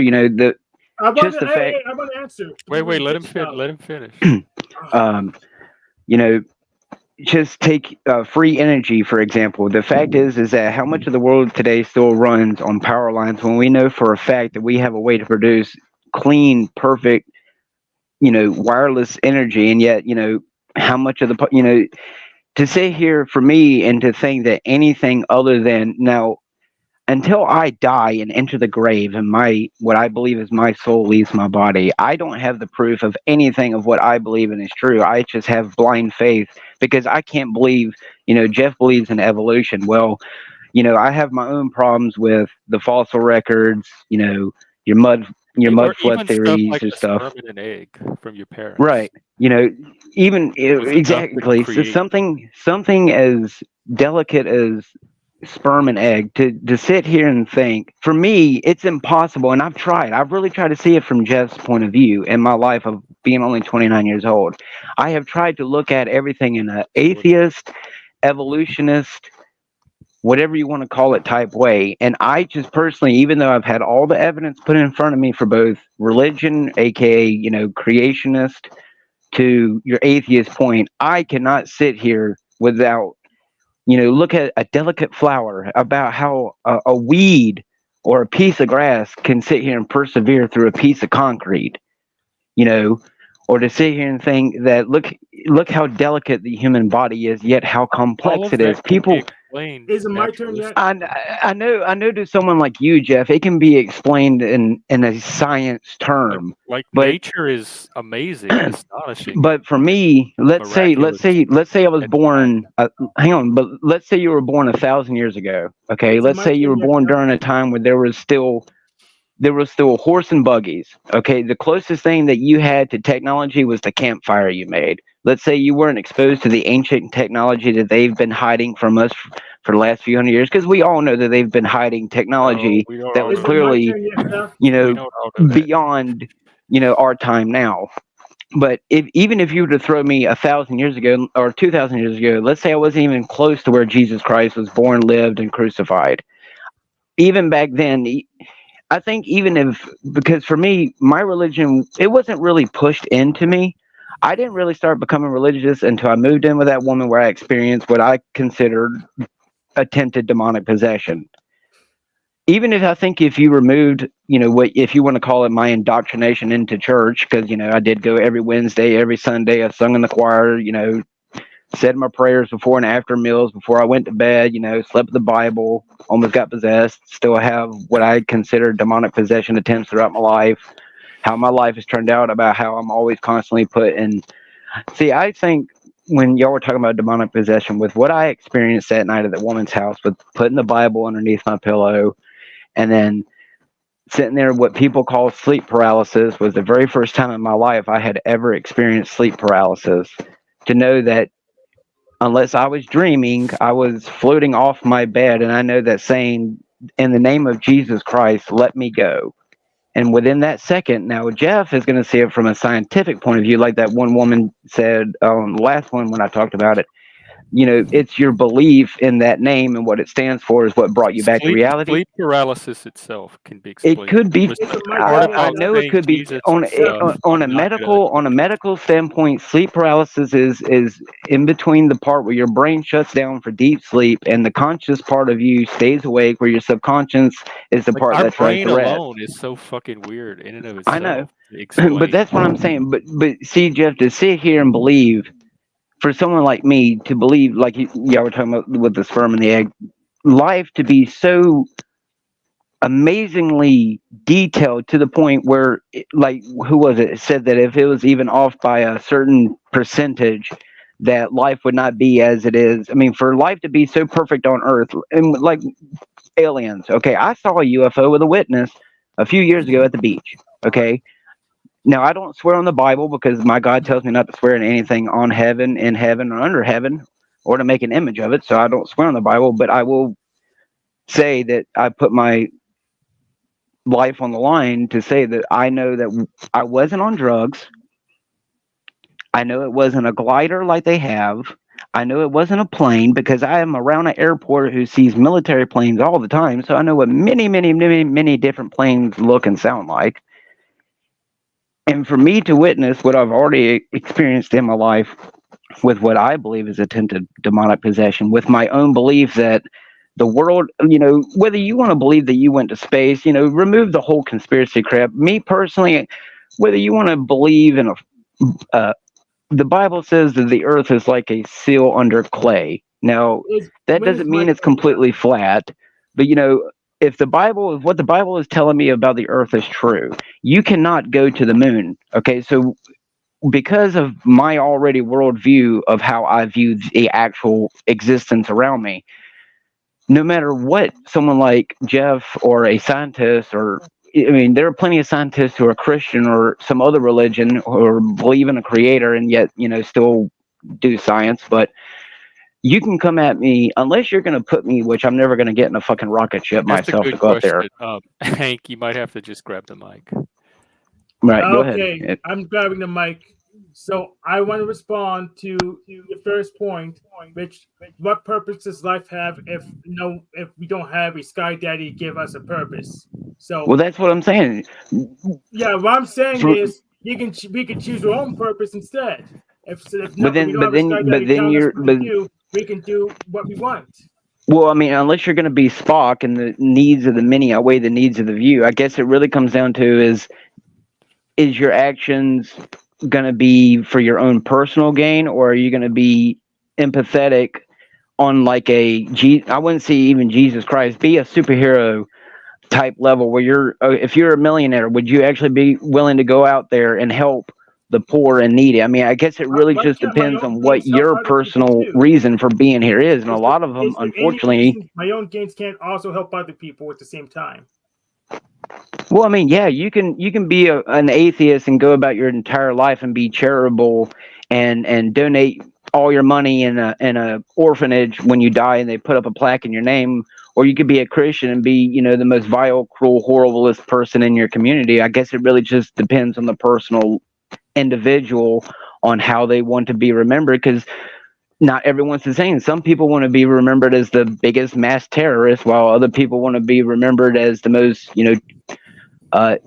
tech savvy, savior in world hunger. I guess it really just comes down to is what you want your personal individualism and remembrance on earth to be, or what you're seeking to gain out of it. But from my personal experience, anyone who claims that kind of mindset, for me, if I could go out here and be Elon Musk and donate billions of dollars, I would do it in a heartbeat. I know people who say, well, if I gave you $5,000 right now, you wouldn't know what to do with it. Believe me, I don't need a lot of money to be happy in this existence. I would need just enough money to make sure it lasts me and my child's lifetime. And the rest I would actually I'd probably spend it more on God's creation than I would human beings. I'm not saying I wouldn't go out there and help people with cancer and people with, deformities or diseases. But, if you would hurry up and tell your government to release all the cures that they have for all the different types of cancers and stop fishing out the billions and trillions of dollars that they don't actually need for it, you can sit here and jump on someone like me or other people on these panels, but really us low-end peons in the sea of human beings on this planet is not the problem. It's these Elon Musk and these Jeff Bezos and these people who are even above those people. People think that. I disagree with you. I think your low-end peons are very much a problem. You have way more influence. Well, yes, I'm not saying that the human population in itself and all levels is not a problem. But people like me who, as much as I would love to go out here and like with NeuroJack and do these kind of changes that make the world a better place, you have people who, one, they've had control over these systems it's like, I hate to bring up movie quotes, but it's like Morpheus says, people are so hopelessly dependent on that very system that you're seeking to destroy that it doesn't matter how much you dangle on that stick in front of them on the treadmill, they're going to continue staying inside that matrix because they're too comfortable living it. If you come from a poor background and you become rich, however you became rich, whether it's through noble means or evil what we would consider illegal means, you still have to sit here and consider that not every single human being probably has a moral compass. And Yeah, unfortunately, but this is a very simple problem to solve. This is a very simple problem to solve. What you do is you build your own system that's better, that you have ready. So when you shut the and bad system off, but yet every single time that something like that has happened, I mean, this is they infiltrate it, and they cut it off at the head. That's what William Blake says too. I'm sorry, but you have to understand that their system is like a hydra, Hank. You can sit here and you can build your little perfect yeehaw community out in the woods like Amish people and have your guns and live off the land all you want. I guarantee you that by the time you've established what you've established, they've already got one or two people in there, or I'm using quotations for people because it could be any methods, and the very things that you have thought you have accomplished, they've already begun to dismantle it or destroy it from the inside. So that way, by the time that you think you've gotten to where you wanted to be, it's completely null and void, and it happens all the time. Relative to you, I am they. So I can just operate as I say. I just go ahead and just use the stuff set up to change the system as is, or set up my own variant, version, extend the current system, and make it operate more than I want. When your stuff fails, you always point fingers and blame. It's their fault, and never look and say maybe we designed it wrong. And that's. Well, I'm not saying that it's not our fault, but okay, let's say you had a group. Let's say you have a group of 100 people exactly just like you. I'm talking about basically clones in your mindset, and you've built exactly what you're talking about. There's going to be some version of you that's going to take any type of deal given to you. Really? And that happens in any time. See, the biggest problem is that. Well, I'm not saying, okay, you individually may be on the right path, but somewhere down the line, all these human beings that you're trying to get to do this exact, like I try to get the NeuroJack to understand, there's going to be somewhere down the line. You're all trying to get everybody to understand each other, like your agendas. If it's a clone of me and I wouldn't do that, how is that me? I wouldn't take any name as still. I don't want to get too far away from the original discussion, and I do want other people to get a chance to get in. I think it was about creation or creationism. I think of like the SpongeBob episode where Squidward like moves to where it's like a whole community of other Squidwards, where that's like where Hank like moves to a community of other Hanks. It's like they're all Discordians. I was seeing more picking on each other. If I would move there, but I can't find them. So I'm on the wilderness. you get like and no one can even tell me what direction to fall. So if you find more of me, tell me where they are. Nah, Hank's Discordian Hank. Discordian Hank community. I just think personally, without a creator, we as human beings would have no purpose on this planet. I just find it hard to believe without it. Like your purpose is what you give it. Like you find your purpose is what you make it. I know. And I understand that viewpoint, but just me personally, I can't look at the complexity of life and just sit here and say, if you want to believe that, the universe was compacted into such a small point that it exploded into the universe, hey man, you can live your life how you want it. It's just I personally choose to not live life thinking that you came from a random pile of goop that evolved through microorganisms into fish people. I would still give myself purpose regardless of how simple or complex the universe is. I mean, yes, you can. It's just, I think, for my child example, I cannot personally look into my child's eyes and say, I think you have no purpose or I won't see you again one day. Personally, I just can't live like that. Okay. That's like me looking at a rock, No, but you can believe what you want. That's fine. But the problem starts, you say, well, when I believe what I want, you say, well, you're evil, you're bad, you're going to hell, you better shut up. I'm not one of those kind of people. I'm not one of those kind of people who's going to sit here and say that you're going to go to hell because you've raped, murdered, etc. That's one. It's up to the legal system that you're here around on this earth if they want to trial you to the full extent of the law. But for me personally, I'm not one of them Bible thumpers who are going to say, well, Hank, you're going to go to hell because you did this back in 1981 or something like that. I'm not one of those kind of Christians. Yes, but you have Because people I like myself, Pastor Steven Anderson defeat your military arm and say we're going to change the government to get rid of Jeff and I because we did fornication. Oh, I haven't no. fornicated I'm in not even one of them Christians so many where if I years. have to go to court, I'm going to swear on a Bible, you know, which is my God-given right because, you know, I believe you're not supposed to swear on the Bible, which is, you know, another criticism I have of the court No, system. it's But, not the freak. huh? What?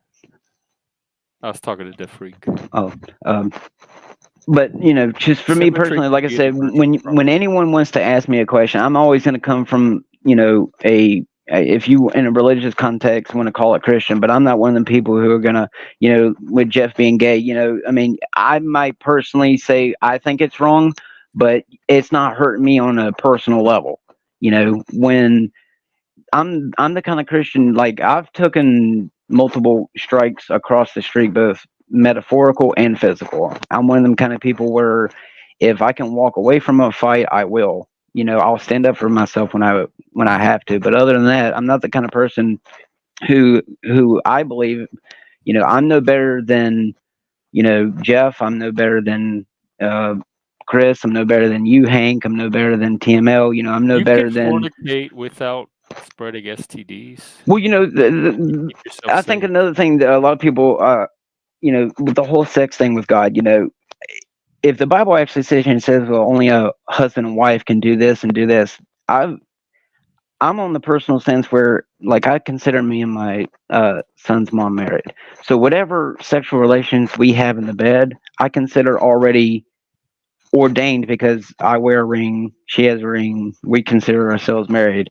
So, you know, a lot of people say, well, you know, you're not supposed to have oral sex, you're not supposed to have anal sex and all this stuff. I think as long as it's between a man, you know, my personal belief, it's man and woman because it's natural. You know, a man can only get a woman pregnant. That's my personal standpoint on all of it. Now, what you do behind closed doors is none of my damn business because my sins are just as equal as the next person. You know, people say that abortion or suicide is the ultimate sin or et cetera, whatever the ultimate sin is, your 7 deadly sins. I consider all sins just as equal. You know, telling a small lie is just as bad as going out here and, you know, because people have a difference between killing and murdering, and I understand that, but I personally don't want to have to take someone's life unless I have to. You know, God bless the people who defend our countries from the actual, you know, problems, you know, the people who actually go out there and put their life on the line to keep invasions and stuff like that happening. But, you know, I was James Bond when I was 9 and 10 years old. So, you know, I try to keep it at a very pacifist, you know, way. So for me personally, it's just, I think every human being has intrinsic value, you know, and I think for someone like Jeff, yes, you can live ambitiously that way. But for me, I find it depressing that you would sit here and think, I'm not you depressed. know, that you yourself has no actual grand purpose in the scheme of things. And I guess if you I have wonder plenty really, of purpose. Every day I get up and do this stream. It's purpose. Like I'm so focused on this. I don't need a grand purpose. well, that's what I'm saying. Like, And I the freak understand come your up, viewpoints, come up and talk about it. but your view of purpose, because it comes down to the individual, your view and purpose is much more different than what I would feel it would be. You know, I'm This is not what I'm saying that talking every human about. being is This is what I'm talking not about. every human being is going to be, you know, a grand historical figure. We don't follow y'all's And orders. I really We do don't want set other up people to get in. So if anybody else has anything to contribute, please speak up. But yeah, that's what I'm talking If about. not, I'm going to let Hank and Illuminados keep going. Yeah, I can stop. I mean, No, I yeah. mean, Do you have anything to add, TML? I no don't one know. else has Yeah, I'll anything, shut up. so you might as well go. Kind of listening, but I mean, I don't know that I have much to. What about you, Redington? You haven't said much since it started. It kind of started with your line of. Yes. I'm not gonna argue on the how. I mean, it's more about the why. What this place is about than what the actual constitution of it is. What's the why? Well, just or more than one why. I mean, mainly, it's for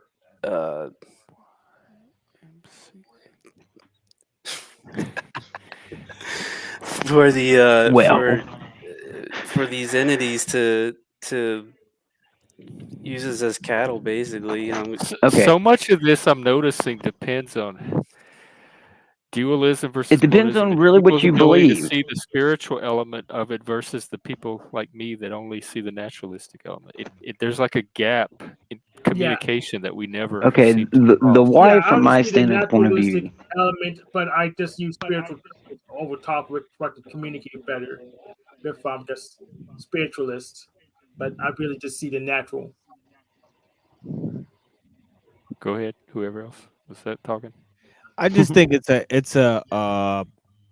I think it kind of feeds into what's really a broader thing that's going on because people often see religious people are more into a conspiratorial narrative, but that used to be back in the day. It used to be a hyper sort of leftist phenomenon, whereas It still is.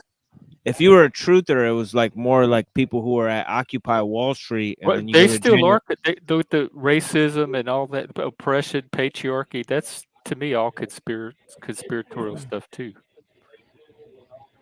Uh, Conspiracy narrative. yeah, but it used to be more about a revolution against the system, and now it's about going back to traditional morality and that type of stuff. So I think it's interesting that they funneled all the conspiracy theorists into the supernaturalist camp. Yeah, it's a counter revolution to revolt us back into slavery. Yeah. Yeah, so I I think think that it's that's a ignorance. well, it's just it's just fascinating that because you said you noticed the cleavage, you know what I mean, in terms of ideologically speaking, that you know that you have a rift in communication, and it seems like the people who Because they're working believe off of more inputs than I am. They have this spiritual input that's feeding into their picture of reality that I don't have. So it's like I'm working off of a more of a partial picture than they're working off in their minds. yeah, and then the other thing I kind of see is like the purpose driven understanding of things. I mean, in terms of you know what is the problems in the world, isn't that what it really comes down to, is like what's causing the problems in the world? And for I guess for you it would be human error, and for other I, people it would be more sinister than that. would we? Yeah, I think you're right. Would we Or even agree on sinister what the working with problems are? humans. Because I don't see many problems that haven't always been problems. Are there new problems specifically, maybe brought about by technology? Like I know, like TikTok is affecting teenagers' mental health, etc.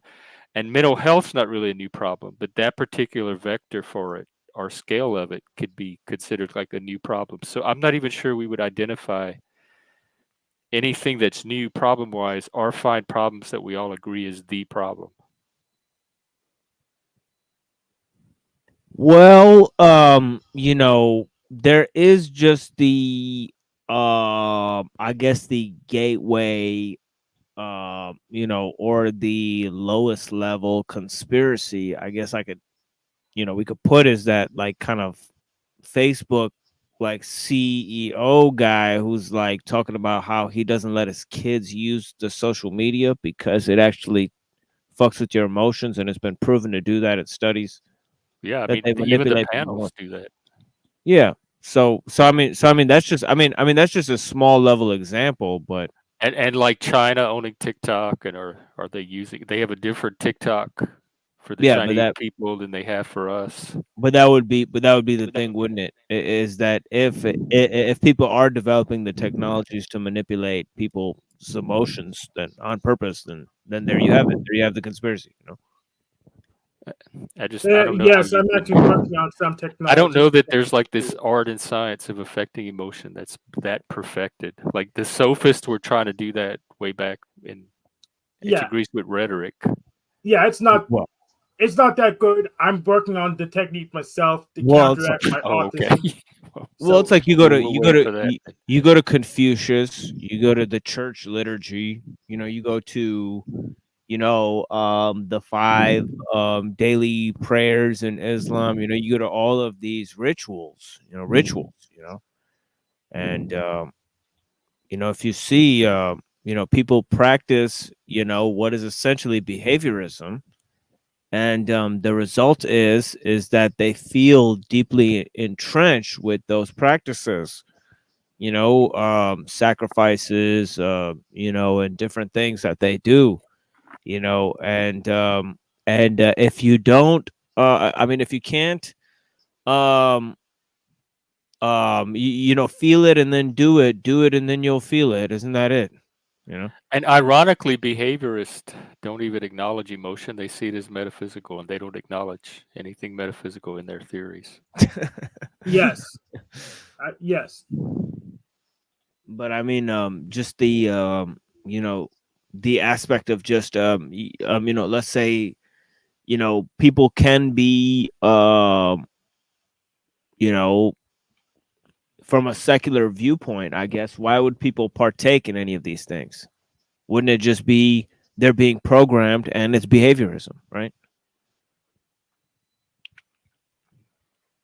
I would say yes, but I don't see there's some people as overlying patterns. programmable as people think. There's always some element of agency or choice or will. Call it what you will. Yeah, but I would say yes, but also there's bigger patterns that people get in that we don't generally see. You can't move a society as an individual person unless you have a whole lot of things going behind you to control other people. But like that's just like persuasion.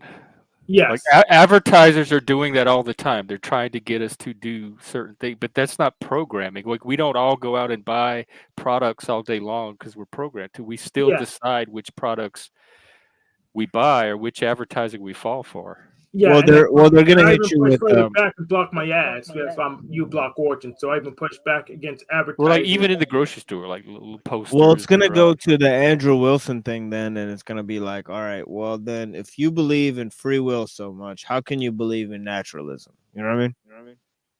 I don't believe in free will. They're not incompatible. Free will's a spook. No, I'm saying to Jeff.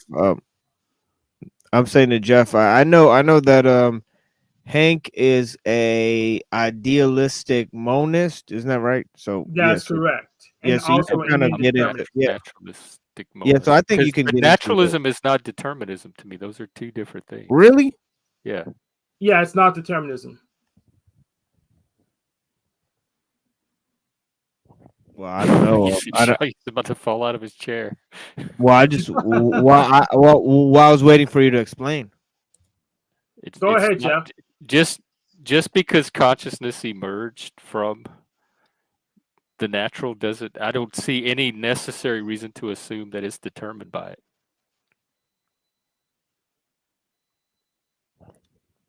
Yeah, like but we're certainly influenced by the natural. We have biological drives, chemical drives, etc. But I don't think we're 100% determined by that. I'm really big on third factor, and I talked about I-Fi. I talked with I-Fi about this yesterday. We have our biology that prompts us to do certain things. We have our environmental or social influences, or like advertising, propaganda, other people. But we also have part of us that can be aware of all of those influences and decide and navigate and direct our choices among those. Yeah, but those things that don't exist in nature, like advertisements, for example, like humans create. It exists in a natural medium, whatever medium, but it's also information, which naturalism does allow for. But I don't think, like, that's a perfect example. I don't think information is deterministic. I don't think just giving someone information is going to determine an outcome. There's still an element of how they respond or react or what they do with that information. So there's still like this interactivity and collaborative co-creation with the natural. But then it seems like there's so many different factors that go into one decision, and that Yeah. goes back to kind of determinism. It sounds more like determinism, because it's like if there's an environment and the society and the individual It would only be and the determinism natural, if the factors are exercising control over the outcome, and I don't think they are. I think you're right. There are numerous factors that feed into an outcome, and they can influence the outcome, but I don't think they determine the outcome. At least not the factors alone, without human agency. It's the human act, like the human decides and takes an action, and that determines the outcome. And the human is comprised of nature, environment, and what? biology, right? Yeah, whatever you want to Biology do would be in under nature. biology, chemistry, physics, psychology, sociology. Well, I think biology is like coming from inside, and then environment is coming from outside. Yeah. Yeah, and they kind of meet in the they meet in the middle of consciousness. Is like the But it locus sounded where like they you all were meet. talking about a third element where there's The third agency factor. in one's like mind or in consciousness. and consciousness is still part of this under the umbrella of monism, you're saying. Yeah. Yeah. I can see where like a dualist and I don't think the language is perfect for describing it. Where a dualist could say, well, you have matter and consciousness, which is different from matter, so that's two things. So that's a form of dualism. And even science allows for matter and energy, etc. But even matter and energy that they're finding at the quantum level has kind of this reciprocal relationship where one could matter turn and into energy the has other. conversion factors. Like so matter, there's the underlying it's the same duality of thing. light and energy, but there's E also equals the MC duality squared. of matter. Yeah, E equals MC squared. There's a conversion factor between matter and energy, so underlying it's the same thing. So dualism at some points becomes like a linguistic construct for describing phenomena. Yeah, and when it's there, you might as well be a monist then. But the what I call supernaturalism, which is the dualism that most people are talking about, part of the phenomena they're describing is not perceived, at least by the senses or by any scientific instruments yet. So it's either inferred, imagined, possibly revealed. It could be experiential, internally, like through consciousness, but it's not directly perceived. So I don't include but it. My argument is against supernaturalism is if it has any effect on the universe at all, then it's subject to science. Yeah, like because I think some people would allow for miracles or revelation, which would be outside of science, but I don't. No, because if the miracle has any effect in the universe, we can study them. Therefore, it's subject to science. Yeah, but that's the Hume's thing. It's like a miracle is a breaking of the laws of nature. Therefore, you can't study it. But what is a law of nature? I haven't seen that. Laws of nature keep changing. Yeah, there's stories about it, but I haven't seen. There's apparent law, like physics or quantum mechanics, like they break the laws of nature all the time, apparently. But then when they study it, they realize that the laws of nature were not what we thought they were to begin with. So it just looks like they're being broken. I mean, but that's a fancy way of saying that you were wrong, but right at the same time. Well, science is always approximating, like it's always revising. Because it's kind of like saying science is never actually right. Like there's not a final point that science reaches where it's right. Of course, but the fact is that they found out that something, they said something was not changing, therefore, it's one way. Then it goes ahead and changes, and they say, oh yeah, it changes. Those are hypotheses and theories. They're not dogma. Yeah, but it goes back to Isaac Newton. If you say I frame no hypothesis, then you can really never be wrong. You know what I mean? Science is wrong all the time. Yes, There's it is. theories and models that don't predict results all the time. Like look at just go through the development of the different models for the atom and how but wrong science some of is the only thing that when it's wrong, it claims it being wrong as a discovery. Yeah. Yeah. I mean, 200 years ago, it's this unique black in that crime way. scene was they're getting closer and we closer called supernatural, but right to a now, model since we that know how it works. works, we call it natural. Right, but when everybody else makes a discovery, they were just wrong. Yeah. Well, I mean, I guess you could look at it that way. I don't think that's how most scientists look at it. Science is about looking for models that work in the sense that they describe reality and they predict outcomes. That's why I don't think, like Jack wanted to talk about ethics in science. I don't think ethics is a domain that science is really going to be effective at studying.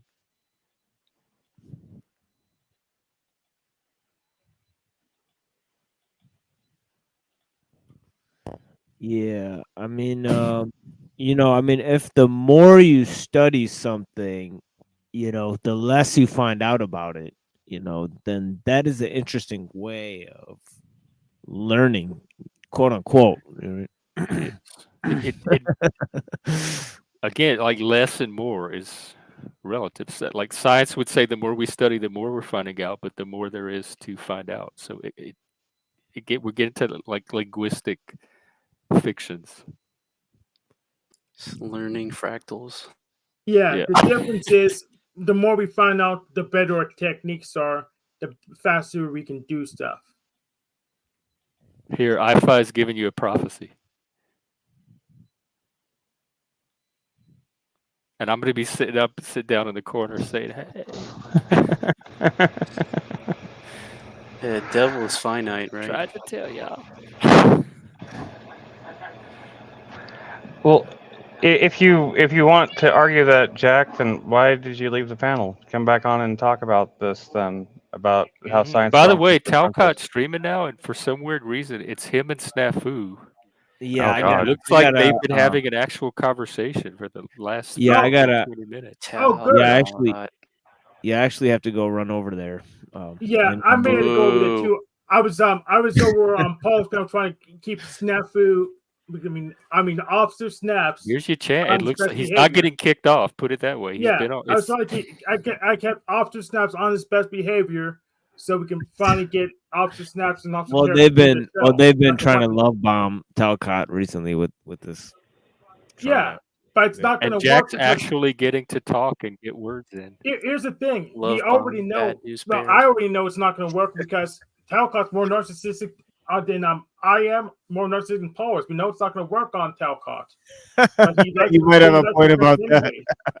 You might have a point about that. And it's like the whole world seems to be in a fog or in a sleep I've never seen before. With the belief that it's been going what is happening right now is normal. Joe Biden, a man in that stage of development, a man of his age and experience, he should be sitting at home sipping on some fucking lemonade, not making decisions that affect people like me and the people I know. I kind of agree. He's a what in the hell is wrong with this world? Who's gonna fix it? That's the question. Not you, Talcott. Here, and actually, for this long. Let me get back onto that train of thought about the truth. The truth is the ultimate judge. Facts don't care about our feelings.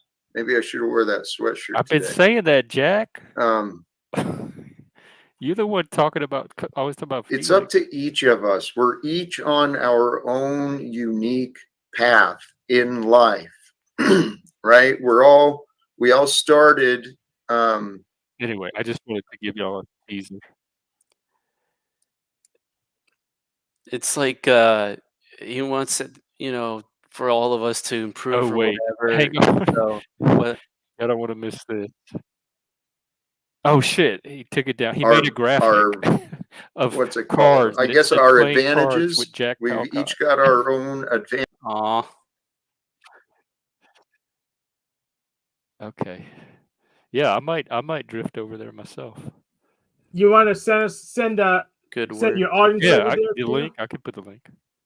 Yeah, let's just rate it then, and you can Okay. probably send the audience over there too if you know how to do it. I don't And know. then if magic people Easy's take- having verbal combat later, and Imp Dave is having karaoke right now. And if you haven't subscribed to Imp Dave's channel yet, please do, because he's this close to monetization, and he needs just a few more people.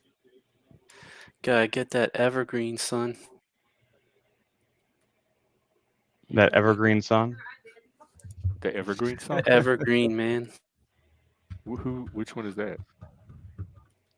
Having the money come in all the time. It's evergreen. Oh, okay. No, I see what you're saying. Okay. You gotta get the evergreen. Okay, now I thought you said, "Can I have that evergreen sun?" And I was thinking of like I a thought sun he in the meant sky. like the evergreen protest. Evergreen, comma, sun.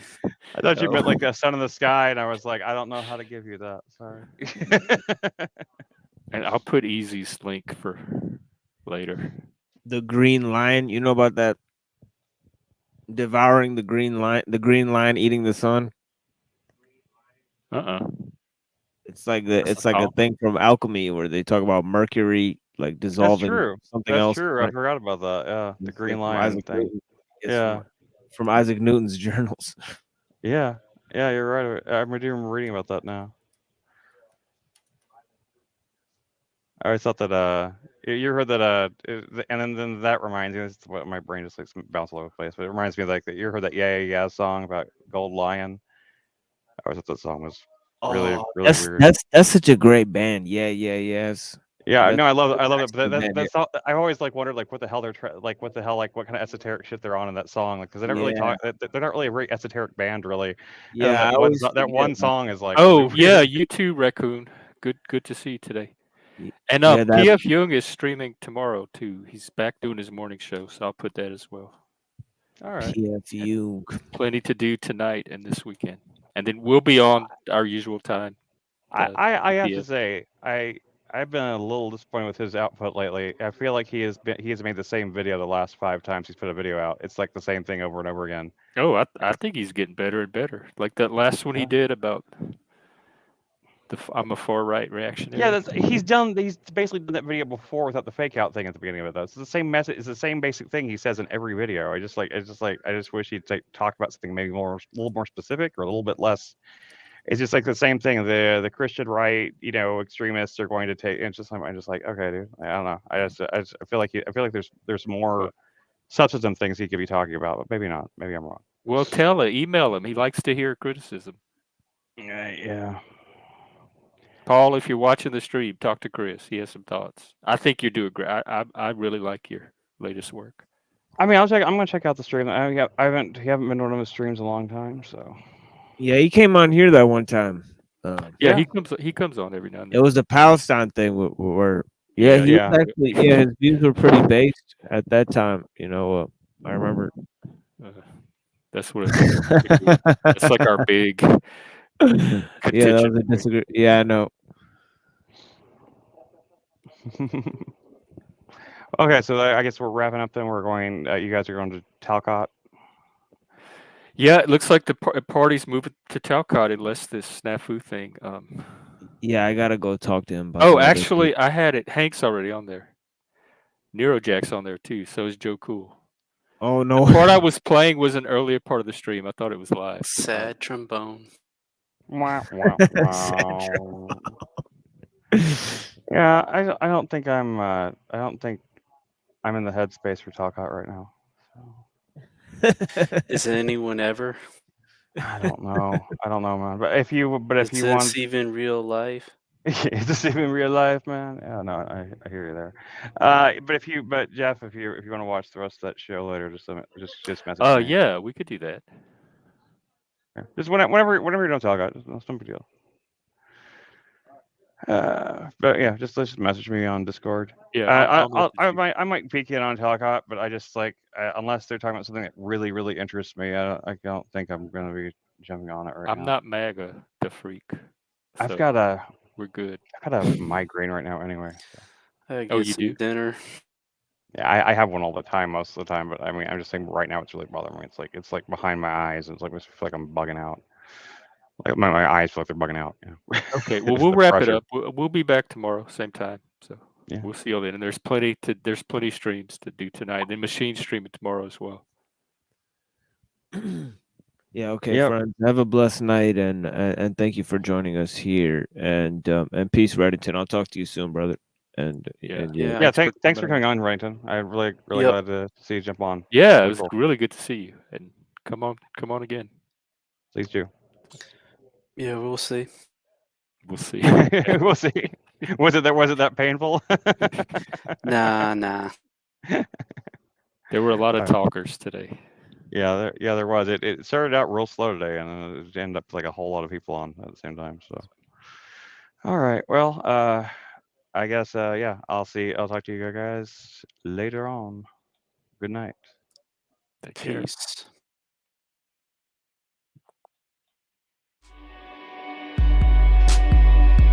Okay, see y'all tomorrow. Check out Verbal Combat.